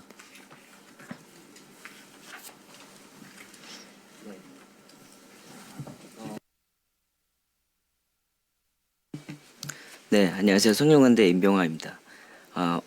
오늘 좋은 자리 초대해 주셔서 감사합니다. 김효봉 변호사님께서 좋은 말씀 많이 해주셨는데요. 일단 먼저 좋은 발제를 해주신 전성민 교수님께 감사드립니다. 저는 이제 아무래도 조금 더 산업적인 측면 이런 쪽을 좀 더 말씀드리고 싶은데요. 우리가 지금 스테이블 코인이며 디지털 자산 기본법 발행 논의를 하고 있는 이유를 한번 생각해 볼 필요가 있을 것 같습니다. 지난해부터 갑작스럽게 되게 빠르게 이제 진행을 하고 있는데 있는 가운데 사실 우리가 미국이나 유럽과 같은 글로벌 시장을 바라보면 우리가 너무나 좀 늦었다라는 생각이 들 정도로 미국, 일본도 마찬가지입니다. 상당히 시장이 급변하고 있습니다. 글로벌 금융 자체가 새로운 금융 인프라를 기반으로 해서 금융 패러다임 자체가 바뀌고 있습니다. 뭐 기관 중심 산업에서 인프라 중심 산업으로 이미 변하고 있고 또 AI와 관련한 AI 에이전트가 이제 우리 바로 사용에 바로 눈앞에 와 있고 또 싱가포르 같은 경우에는 프로젝트 가디언과 같은 토큰화 사업 실증을 통해서 여러 금융 산업들 간의 컴퍼저블 파이낸스도 지금 준비를 하고 있습니다. 또한 뭐 나스닥과 NYSE 최근에 NYSE까지 24시간 거래를 이제 선언을 했고요. 나스닥 같은 경우는 모든 상장된 주식을 또 토큰화하겠다라고 이야기를 하고 있습니다. 게다가 이제 최근에는 더 이제 코인베이스와 같은 코인베이스가 디지털 자산 거래소인데요. 코인베이스가 미국의 주식도 실제로 거래를 지원하고 있고 실제 그 미국 주식에 대한 토큰화에 대한 SEC 상장을 하기 위한 SEC 승인을 기다리고 있습니다. 뭐 시큐리타이즈 같은 경우에는 이미 미국의 주식을 토큰화해서 거래를 하고 있고 로빈후드 클라켄 같은 경우에는 뭐 미국 내 서비스는 아니지만 유럽에서 토큰화된 주식을 이미 거래하고 있는 상황입니다. 결국 이 전통 금융이 블록체인 인프라로 상당히 옮겨가고 있는데 우리가 잘 알고 있는 블랙락, 그러니까 세계 최대 규모의 자산운용사죠. 이 레리 핑크 회장 자체도 이제 모든 금융은 온체인으로 간다라고 선언을 작년에 했습니다. 그만큼 미국은 트럼프 정권 이후에 이제 프로젝트 크립토록에서 SEC마저도 친 크립토 정책을 펼치고 있고 이렇게 발빠르게 온체인 금융에 대해서 준비를 하고 있습니다.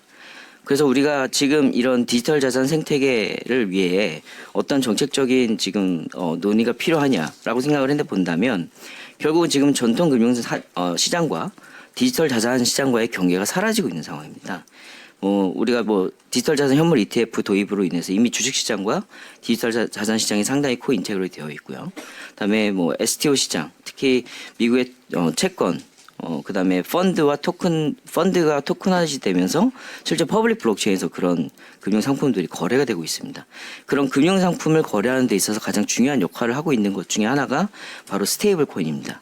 이 스테이블 코인이 우리가 단순히 새로운 지급 결제 수단으로 바라봐야 되는 것이 아니라 이와 같은 새로운 금융 인프라가 바뀌는, 금융 패러다임이 바뀌는 이런 가운데서 아주 중요한 인프라로 봐야 되는 그런 측면이 있다고 볼 수 있겠습니다. 이게 결국 스테이블 코인이라고 하는 지금 현재 가장 거래가 많이 되고 있는 USDT나 USDC와 같은 경우에는 오프라인에서 얼마든지 거래할 수 있지만 사실 온체인상에서 상당히 거래가 많이 되고 있거든요. 근데 결국 이 기관들도 JP모건이나 블랙락과 같은 이런 대형 금융 기관들도 스테이블 코인을 이용해서 퍼블릭 블록체인에서 금융 자산을 서로 거래하고 있습니다. 결국 이 퍼블릭 블록체인에서 스테이블 코인을 거래한다는 얘기는 퍼블릭 블록체인 위에서 있는 다른 금융이 있죠. 우리가 알고 있는 탈중앙화 금융이라고 하는 디파이하고 연계는 사실 너무나 자연스러운 흐름일 수밖에 없습니다. 그래서 현재 지금 미국에서는 클래리티 액트 안에 디파이 규제 법안도 논의가 되고 있는 상황입니다. 그만큼 이제 이런 온체인 금융이 전통 금융의 별개로 이제 발전한다기보다는 미국 내에서는 사실상 온체인 금융과 이 전통 금융이 그렇게 별개로 구별되고 있지 않다고 보시면 되겠습니다. 그래서 이제 우리나라 같은 경우에는 아무래도 미국과 금융 시스템이 다르기 때문에 다르게 바라봐야 되는 그런 부분은 분명히 있습니다만 그래도 우리가 이런 금융 환경 변화를 이해하고 이 지금의 이제 대주주 지분 제한이라든지 스테이블 코인 발행 규칙에 대한 어떤 규제라든지 이런 부분들을 바라봐야 되지 않을까 생각을 합니다. 특히 이제 이 거래소 대주주 지분 제한 같은 경우에는 우리가 주식 거래소하고 디지털 자산 거래소는 본질적인 차이가 있다고 생각을 합니다. 사전 규제와 사후 규제 이런 논의에 앞서서 일단 주식 거래소 같은 경우에는 자연 독점이 일어나는 그리고 우리나라 같은 경우 특히나 그렇죠. 어떤 기업이 자금 조달하려면 상장하기 위해서는 거래소 말고는 다른 시장이 없습니다. 그렇기 때문에 어떻게 보면 거래소가 시장을 좀 통제하는 시장보다 위에 있는 그런 특성이 있기 때문에 거래소의 어떤 권력 통제를 위한 규제가 필요한다는 측면이 있고요. 반면에 디지털 자산 시장은 우리나라만 있는 게 아니잖아요. 글로벌하게 있기 때문에 우리나라뿐만이 아니라 우리나라에서 규제를 한다 그러면 우리나라에서 거래했던 투자자나 이용자들은 얼마든지 이제 해외로 유출될 수도 있고요. 우리나라 사업자들도 해외에서 얼마든지 사업을 할 수 있는 그런 환경입니다. 그리고 과연 우리나라만 이렇게 거래소를 지분 제한을 강하게 하는 것이 이게 어떤 목적이 있는지 아까 김영민 변호사님께서 말씀해 주셨듯이 이 정책 목적이 무엇인지 정확히 모르겠습니다. 이 시장을 키우려는 의지하고 또 관련이 있는 건지 아니면 또 다른 측면이 있는지 좀 알고 싶다는 생각이 좀 듭니다. 드리겠고요. 또 스테이블 코인 같은 경우에는 다시 한번 말씀드리지만 새로운 금융 인프라로 바라봐야 됩니다. 이거는 어떻게 보면 결제 수단의 경쟁이 아닌 24/7 정산, 그다음에 이제 원장 인프라. 그렇기 때문에 결국 우리가 지금 STO를 법제화를 했는데 STO 시장도 바라보면 프라이빗 블록체인 위에서 발행을 하고 어떻게 보면 장외 거래소에서 그 토큰만 거래하는 그런 시장이 지금 만들어지고 있거든요. 사실 스테이블 코인으로 STO를 거래할 수 있는 시장이 돼야 되는 게 되게 자연스러운 흐름인데 우리는 이제 어떻게 보면 별개로 지금 진행되고 있는 상황이 상당히 안타까운 그런 상황이라고 봅니다. 결국 이제 국내 스테이블 코인 발행 논의는 발행자 논쟁에서 유통, 상호 운용, 컴플라이언스 이런 논의도 본격적인 좀 더 구체적인 논의로 넘어가야 하는 그런 시점이 아닌가 그런 생각이 좀 듭니다. 그리고 이제 제가 좀 드리고 싶은 말씀은 사실 미국이나 유럽이나 이런 이 디지털 자산 시장을 보면 사실 어떤 규제들이 들어오는 건 이미 시장이 형성되고 나서 그 시장이 어떻게 보면 육성되기 위해서 또 이용자 보호와 이제 소비자 피해를 최소화하는 방안으로 이제 규제가 들어옵니다. 즉 시장이 먼저 있었고 규제가 들어오는 형태죠. 이제 우리도 사실 그걸 받아들여야 된다고 생각합니다. 우리 정부나 지금까지 어떤 규제의 어떤 논리나 규제했던 방향을 보면 일단 규제를 먼저 하고 그다음에 시장이 들어오기를 바라는 것 같아요. 근데 이 시장은 글로벌 시장이고 이미 시장이 형성되어 있는데 이 시장이 되어 있는 그걸 바탕으로 좀 어떻게 보면 규제 친화적인 그런 기업들이 탄생할 수 있던 그런 환경이 마련될 필요가 있다고 생각을 합니다. 그리고 마지막으로 아까 김영훈 변호사님께서 되게 공감이 됐던 내용 중에 일본의 워킹그룹, 그러니까 FASA죠. 사실 이 워킹그룹이 정말 매달 보고서를 냅니다. 매달 한 번씩 산학연 전문가들이 모여서 매달 보고서를 내고요. 그 보고서를 정말 투명하게 공개를 합니다. 그래서 그 워킹그룹에 참여하지 않은 사람들도 어떤 논의가 있었고 어떤 논의가 진행되고 있는지 다 알 수 있는 거죠. 사실 그거보다 사실 더 중요한 건 뭐냐면 그 워킹그룹이 보고서를 뭐 1년, 2년 단위로 이렇게 내게 되면 그것은 입법이 바로 됩니다. 그러니까 입법에 대한 시기에 대한 불확실성이 상당히 적다는 거죠. 그래서 일본이 지금까지 가장 빠르게 이런 디지털 자산과 관련한 법제화가 되지 않았나 이렇게 생각이 듭니다. 이상 마치겠습니다. 감사합니다. 예, 일본 관료들처럼 우리나라 관료분들도 일 좀 열심히 해달라는 말씀도 해주시고.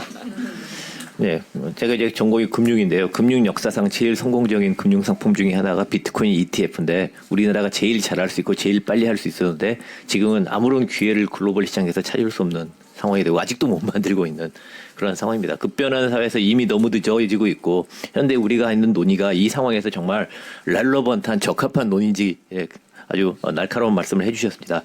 다음은 좀 더 산업 측면에서 조영기 인터넷기업협회 사무총장님께서 말씀 주시겠습니다.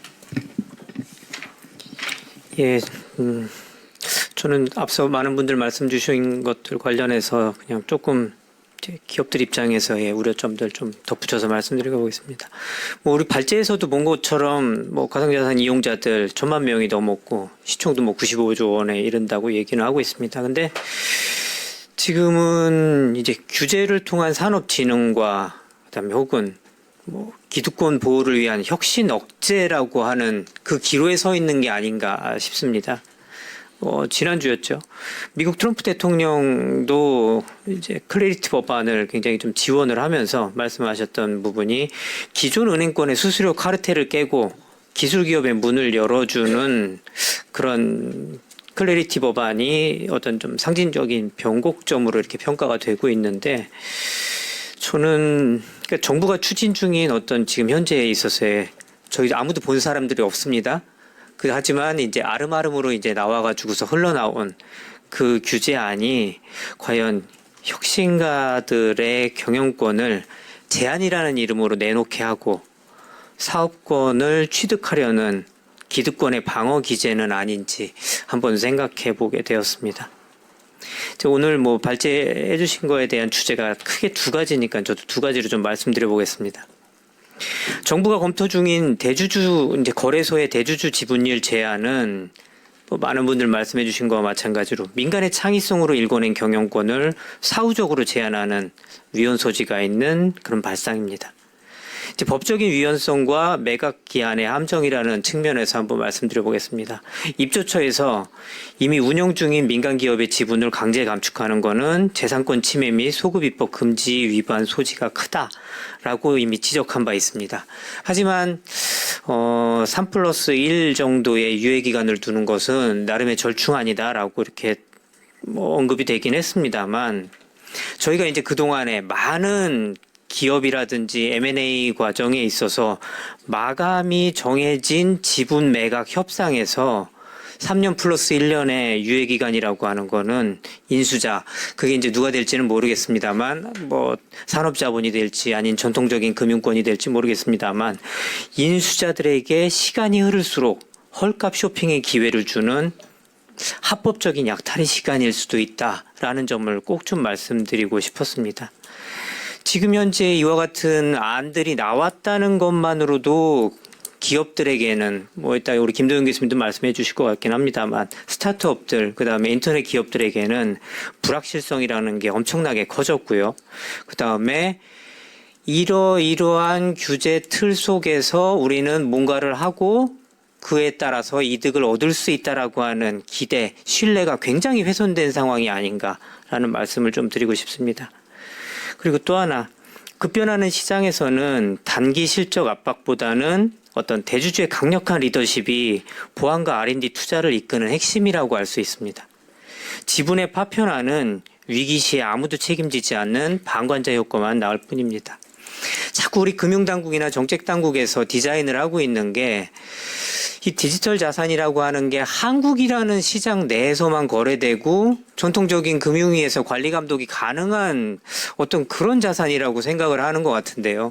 비트코인이라고 하는 게 한국에서만 거래되고 있습니까? 전 세계에서 다 거래되고 있는 상황입니다. 한국만 이런 식으로 규제를 한다고 하면은 자꾸 풍선 효과 같은 것만 생기겠죠. 그다음에 이제 준 많은 1,000만 명이 넘게 이용하기 때문에 준 인프라다 이런 말씀을 하시는데요. 미국이나 EU 등에서는 증권거래소를 포함해서 디지털 자산 거래소 역시 완전 민영 형태이고 모두 대주주 지분을 직접 제한하기보다는 대주주들에 대한 적격성 심사, 내부 통제 강화, 책임 구조 확립 등을 통해서 투명성을 확보하는 방식을 택하고 있습니다. 이런 점들을 조금 고민을 해 주셨으면 좋겠는데 당최 안도 볼 수가 없고 소통도 원활하게 이루어지지 않는 상황에서는 글쎄 이렇게 말씀드리는 것들이 얼만큼 반영될지는 잘 모르겠습니다. 두 번째 주제입니다. 스테이블 코인 발행 주체 독점 관련된 부분인데요. 저는 이걸 보면서 이건 사업권 봉쇄 내지는 수수료에 대한 방어가 아닐까. 지금도 황금알을 낳고 있는데 굳이 내가 혁신을 나설 이유가 뭐가 있지? 그들 스스로의 어떤 이해 충돌이 내부에서 발생할 수도 있는 건이지 않을까라는 생각을 해보게 됐습니다. 그러면서 이제 정책 당국에서 막 이야기를 하는 걸 보면은 은행권이 참여를 해야 안정적으로 뭔가를 시작을 할 수 있다라고 얘기를 하는데요. 은행권이 그렇게 신뢰할 만한가요? 우리 비트코인이 처음에 왜 나오게 됐는지를 한번 우리 생각을 해보면 그 은행권들이 믿을 수 없다라고 해가지고서 나온 게 비트코인이지 않습니까? 지금은 이제 여러 그 디지털 자산들이 나오기는 했습니다만 제가 굳이 비트코인까지 이야기를 하지 않더라도 아마 기사 조금만 찾아보시더라도 매년 시중은행에서 거의 매년 수백억 대 횡령 사고, 증권사 유령 주식 배당 사고 이런 것들이 계속 나타나고 있는 건 잘 알고 계실 겁니다. 전통금융의 내부 통제가 완전 무결하지 않음을 좀 증명하는 사례가 아닐까라고 좀 말씀을 드리고요. 굳이 제가 특정 은행에 600억 아니면은 캄보디아 법인의 17억 이런 얘기를 하지 않더라도 기사만 찾아보셔도 거의 매년 몇백억대 부당 대출 내지는 횡령 사건들은 터지고 있는 게 현재 진행형입니다. 기존의 어떤 가상자산 거래소라든지 아니면 관련된 사업자들이 내부 통제가 안 된다라고 이야기를 하지만 금융위에서 관리 감독하고 계시는 전통적인 금융권에서도 내부 통제가 안 되는 문제는 동일하다라고 하는 말씀을 좀 드리고 싶습니다. 그리고 리스크의 본질과 원화 주권이라는 측면에서 좀 말씀을 드려보면요. 2023년 실리콘밸리 은행의 뱅크런 사태에서 보여주듯이 뱅크런이라고 하는 거는 발행인의 어떤 신분이라기보다는 신뢰의 문제에서 기인하는 것이다라는 점을 좀 말씀드리고 싶습니다. 1대1 예치 증명만 좀 투명하다면 기술 기업도 충분히 안전한 게 아닌가라는 좀 말씀을 좀 드리고 싶고요. 오히려 좀 낮은 수수료를 통해서 원화 스테이블 코인이 중동이라든지 동남아라든지 이런 데로 쭉쭉 뻗어나가는 것이 그 진정한 디지털 금융 주권의 확장이 아닐까. 그다음에 앞서 우리 임병화 교수님이나 김효봉 변호사님도 말씀해 주셨지만 AI와의 어떤 실질적인 그 핏줄처럼 작동을 할 수 있는 게 스테이블 코인의 역할이다라고들 말씀들 많이 하시는데요.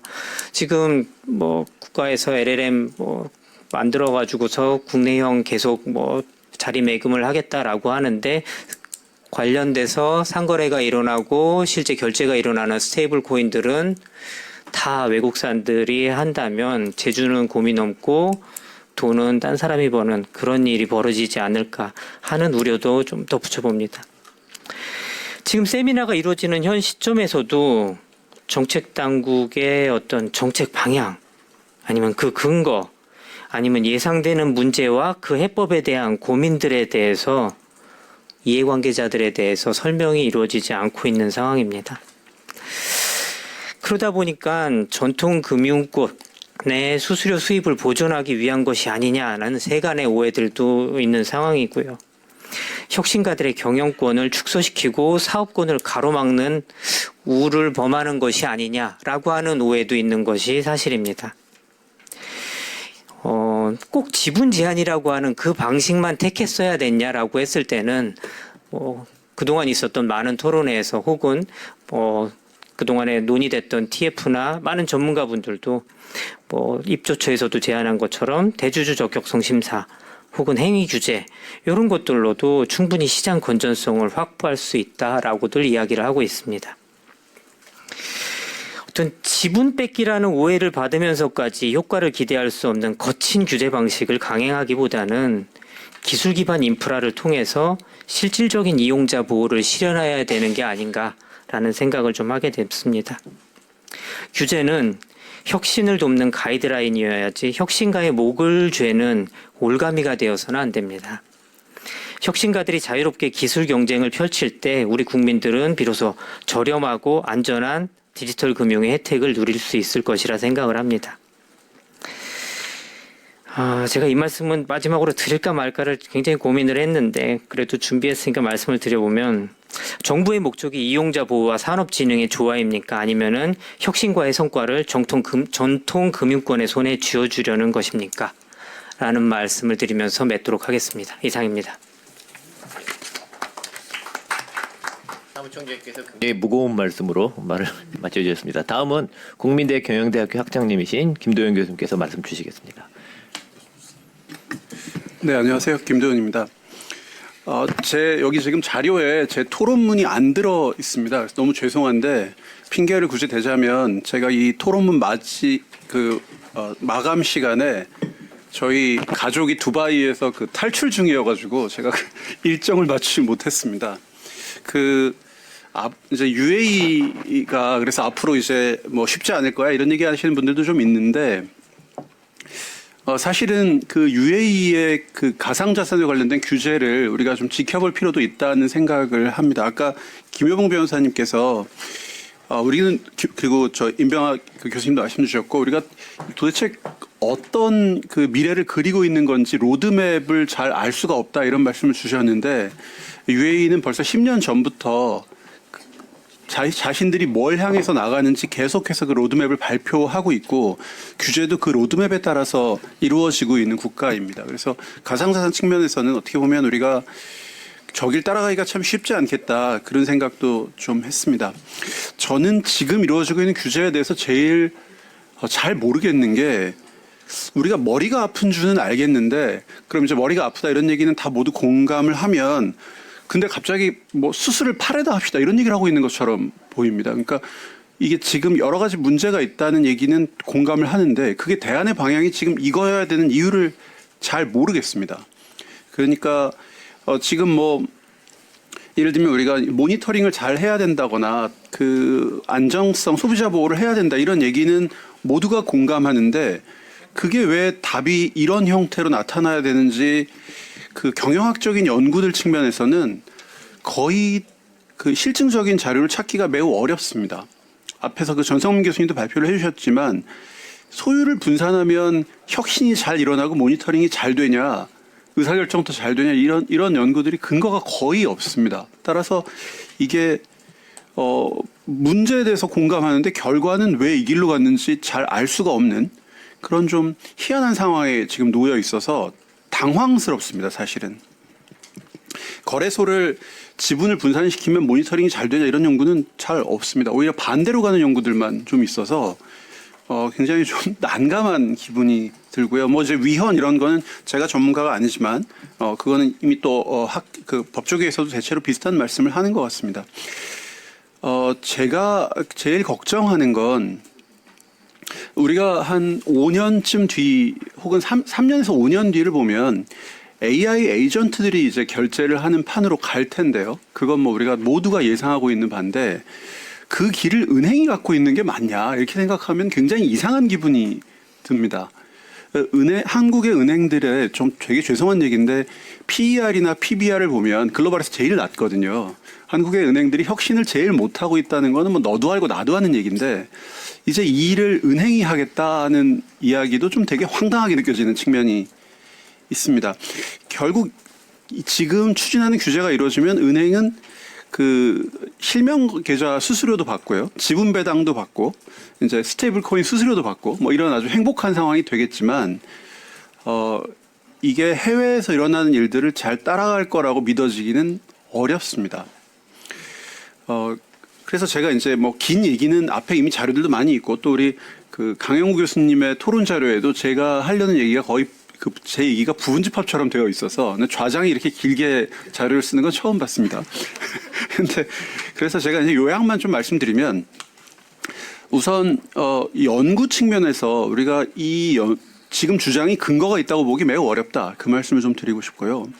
그 다음에 산업적인 측면에서 보면 AI를 기반으로 한 크립토 거래라고 하는 우리가 판을 보고 있는데 지금 이루어지는 일이 그것에 전혀 정합성이 없어 보인다. 이런 걱정이 매우 듭니다. 그리고 제가 스타트업 얼라이언스라고 하는 기관의 이사장을 하고 있습니다. 스타트업 얼라이언스는 이제 여기 계신 분들 아시는 분도 계시겠습니다만 스타트업 생태계를 옹호하는 기관입니다. 제가 이제 10년 넘게 스타트업 생태계에 관련된 일을 해오고 있는데 저희가 아픈 경험이 몇 개 있습니다. 타다 뭐 누구나 잘 아는 일이고요. 최근에 루센트 블록도 있었고요. 그 모든 일들이 스타트업 생태계에 주는 메시지는 비교적 분명합니다.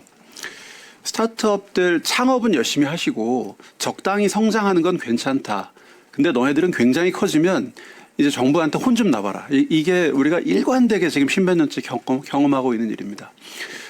아주 커지지는 말아라. 적당히 커져서 적당히 돈 버는 건 봐줄 텐데 산업을 뒤흔드는 일은 하지 마라. 그거는 정부의 규제 안으로 들어와야 되고 기존의 사업자들 밑으로 들어와야 된다. 이런 메시지를 우리가 각각의 산업에서 계속 주고 있습니다.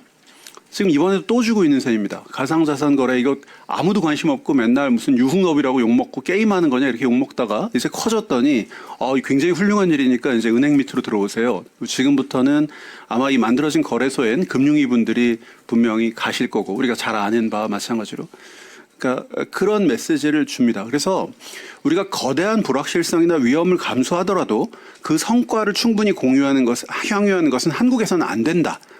라는 메시지를 지금 주는 중입니다.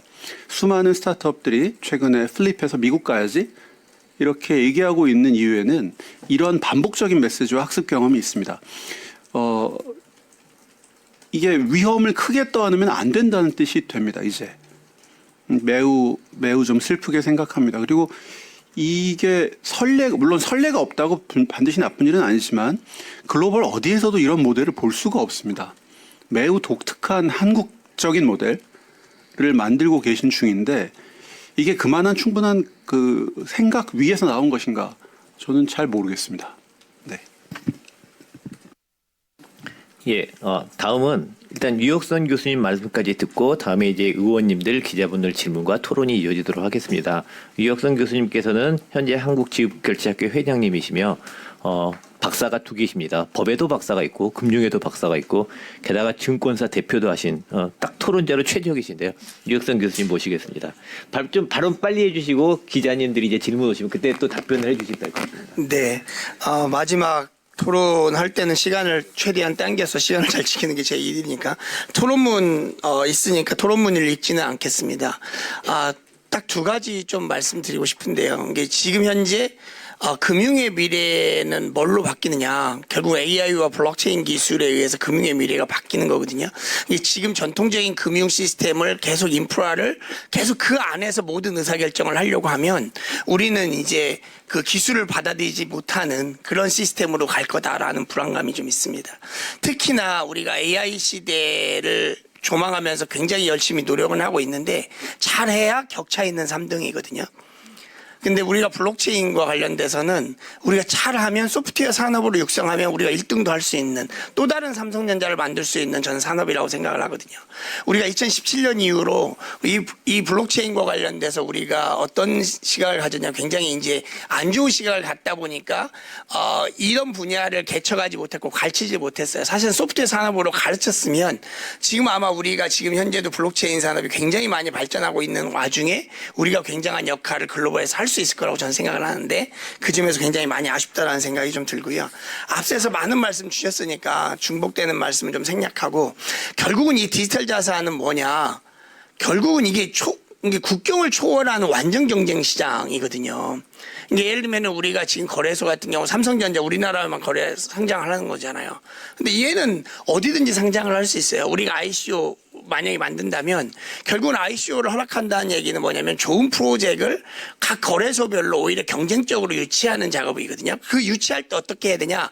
듀딜런스 책임을 지게 해야 돼요. 오히려 거래소들이 다 똑같은 상품들을 막 거래하는데 오히려 듀딜런스 책임을 정확히 지게끔 하고 오히려 그렇게 해야 되는 거지. 얘를 자꾸 공공의 인프라로 자꾸 보게 되면 오히려 더 문제가 전 생긴다고 보거든요. 그래서 오히려 거래소들이 어떤 상품을 내가 라인업 할 거야라고 하는 거에 대한 책임을 지게끔 하는 게이트키퍼 역할을 할 수 있게끔 오히려 만드는 게 더 중요하다. 그런 면에서 보면 어떻게 보면 전 세계에 만들어지는 펀드를 각각의 증권사들이 어떤 상품을 고객한테 딜리버리 할 거야라고 선택하는 것 같은 맥락이거든요. 그런 맥락에서 우리가 과연 이런 글로벌 정합성도 없는 지분 규제 방식이 과연 옳은 건지에 대한 고민은 좀 필요하다고 말씀을 드리고 싶고요.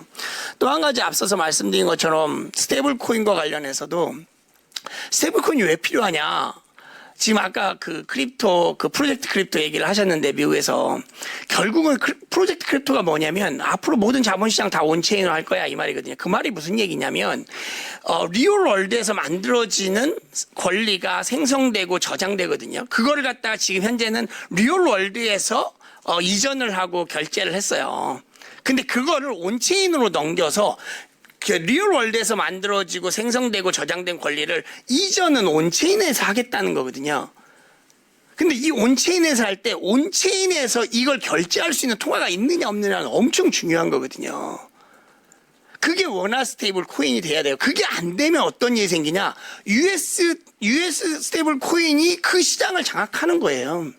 그럼 온체인에서의 통화 주권이 없어지는 컨셉이거든요. 그러면 원화 스테이블 코인이 그냥 대충 만들어지면 그게 만들어지는 거냐? 원화 스테이블 코인 가지고 무슨 편의점 가서 뭐 물 사 먹고 김치 사 먹고 이런 게 아니잖아요. 이 정말 온체인상에서 중요한 인프라를 만드는 거거든요. 지금 아까 비들 얘기 잠깐 하셨는데 비들과 비슷한 게 뭐냐면 템플턴에서 똑같은 상품이 나왔어요.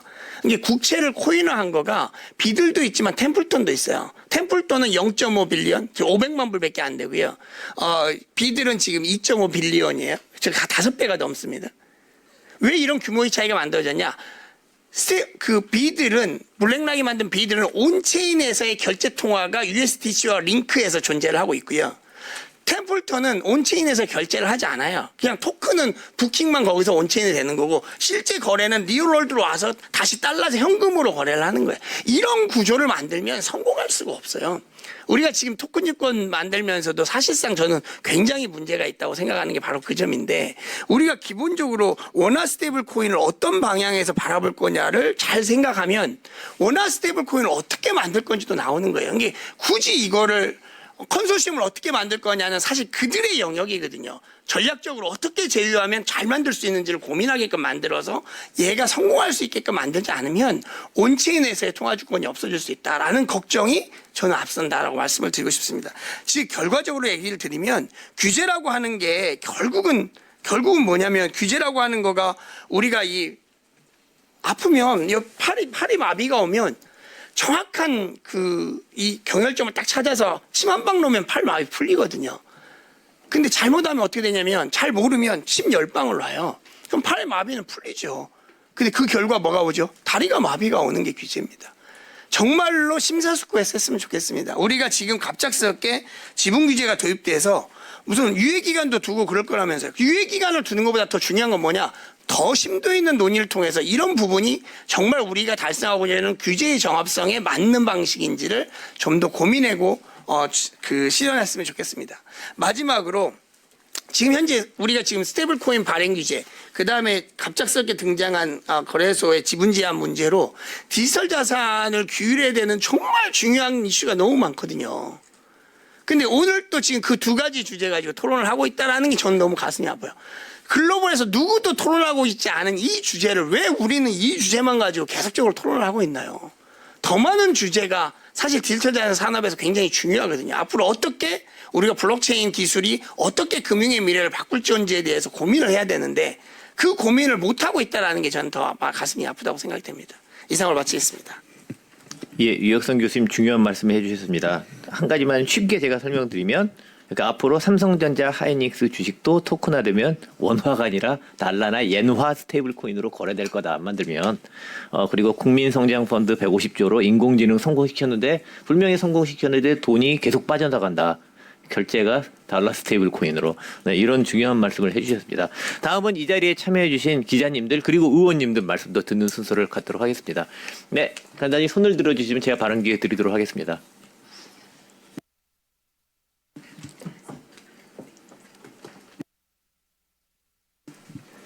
예, 김은혜 의원님 혹시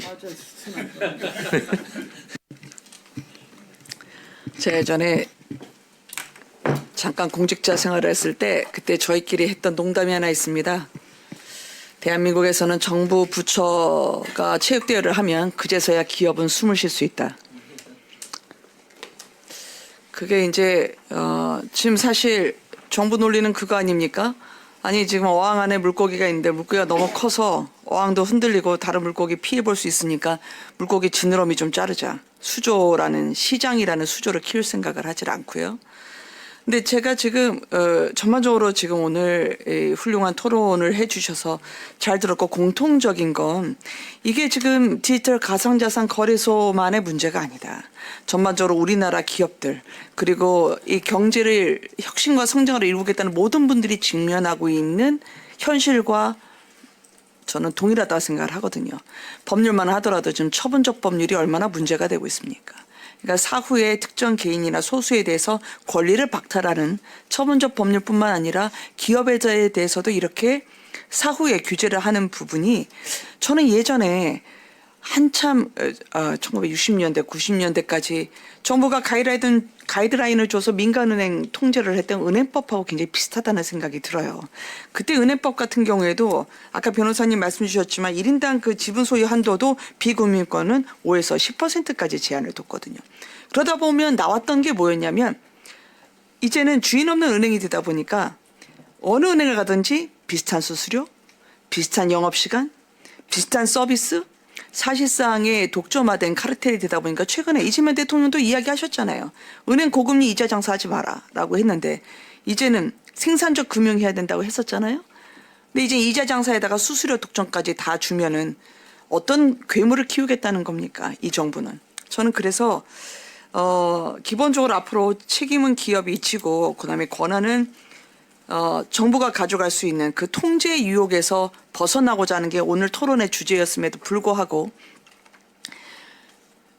이게 저는 현실적으로 이 법을 그대로 통과시킬 가능성이 높다는 생각도 듭니다. 그러면 이때 우리의 생태계는 어떻게 될지 디지털 자산 거래소가 맞닥뜨릴 미래는 어떻게 될지 누가 설명을 해 주시면 기자님들이 기사 쓰실 때 좀 편하시지 않을까 생각이 듭니다. 혹시 저도 금방 가봐야 되는 상황이긴 한데 잠깐만 짧게 말씀드리고 또 해주신 말씀도 나중에 이제 부재진 통해 전해 듣도록 하겠습니다.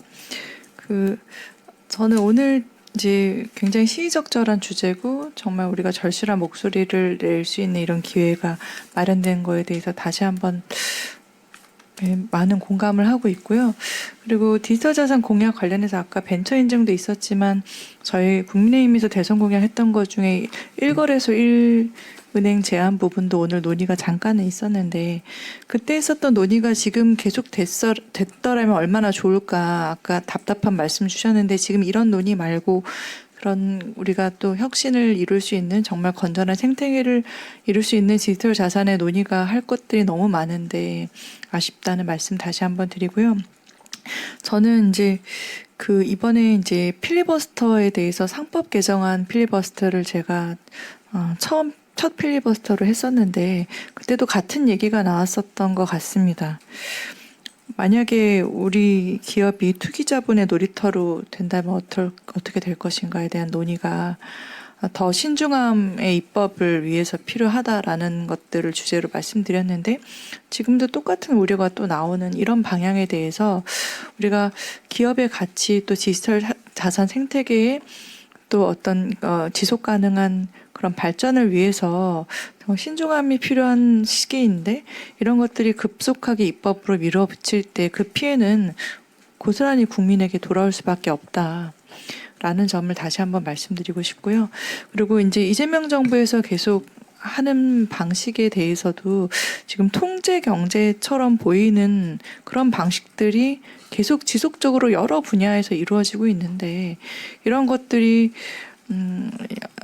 정말 혁신이나 우리가 더 국가 미래를 위해서 나아갈 방향에 대해서 잘 가고 있는 방향인가 계속 점검이 필요한 부분들이 곳곳에서 나오고 있어서 그런 부분에 대해서 여러분들께서 내시는 목소리들이 더 반영될 수 있도록 저희가 해야 될 부분이 많은 것 같고요. 국회에서도 이런 부분들이 더 논의될 수 있는 장이 열어져야 되는데 다른 논의들로 지금 더 논의를 많이 하지 못하는 현실에 대해서 안타까운 마음을 금할 수 없고요. 하여튼 앞으로 우리가 계속 이런 부분에 대해서 국민의힘에서라도 계속 더 목소리를 많이 내고 우리가 해야 될 방향을 더 명확히 면밀히 짚고 우리가 정말 대한민국이 더 나은 미래로 발전할 수 있도록 계속 목소리를 내겠다. 그리고 많은 목소리를 들려주시면 그 목소리를 대변해서 내겠다 말씀을 다시 한번 드립니다. 네, 오늘 너무 좋은 말씀들 감사했습니다. 예, 김은혜 의원님, 예, 최고위원님께서 작년에 노벨 경제학상을 악용 하윗 이런 분들이 혁신 패스가 기득권과 관계 설정을 해서 어떻게 돼야 되나라고 노벨상을 받으셨는데 정확히 그에 부합하는 말씀들을 해주셨습니다. 네, 혹시 네, 기자님 질문 부탁드려요. 네.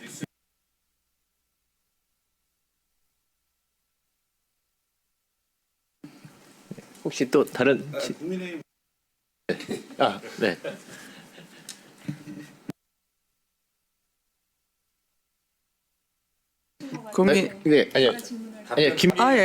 답변을 드려야죠. 이게 기본적으로 이 디지털 가상자산에만 국한되는 문제라고 말씀을 드리는 걸로 답변을 대신합니다. 사실은 저희가 상권분립이라고 하는 그리고 이제 견제와 균형이라는 측면에서 보면 이 국가가 제가 아까 말씀을 드렸던 것처럼 디지털 가상자산은 이 시장은 국가가 만들어 놓은 운동장이 아니었습니다. 민간이 먼저 자율적으로 이 시장을 키워왔습니다.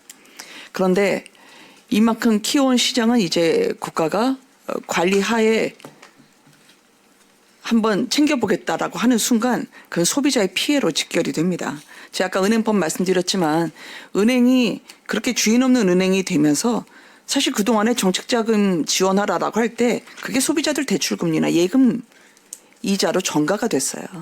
이렇게 되면 나중에 거래소에 같은 경우에도 사실 괴물을 키우기 전에 우리 안에 성장하고 있는 싹부터 잘라내는 그런 통제 유혹에서 벗어나는 게 먼저다라고 생각하고 오늘 말씀 주신 이 세미나의 의견이 저희 당론으로 가도 될 만큼 정합성에 있어서의 존경을 보냅니다. 네. 예, 그 민주적의 민주당 자산 예 질문 부탁드리겠습니다.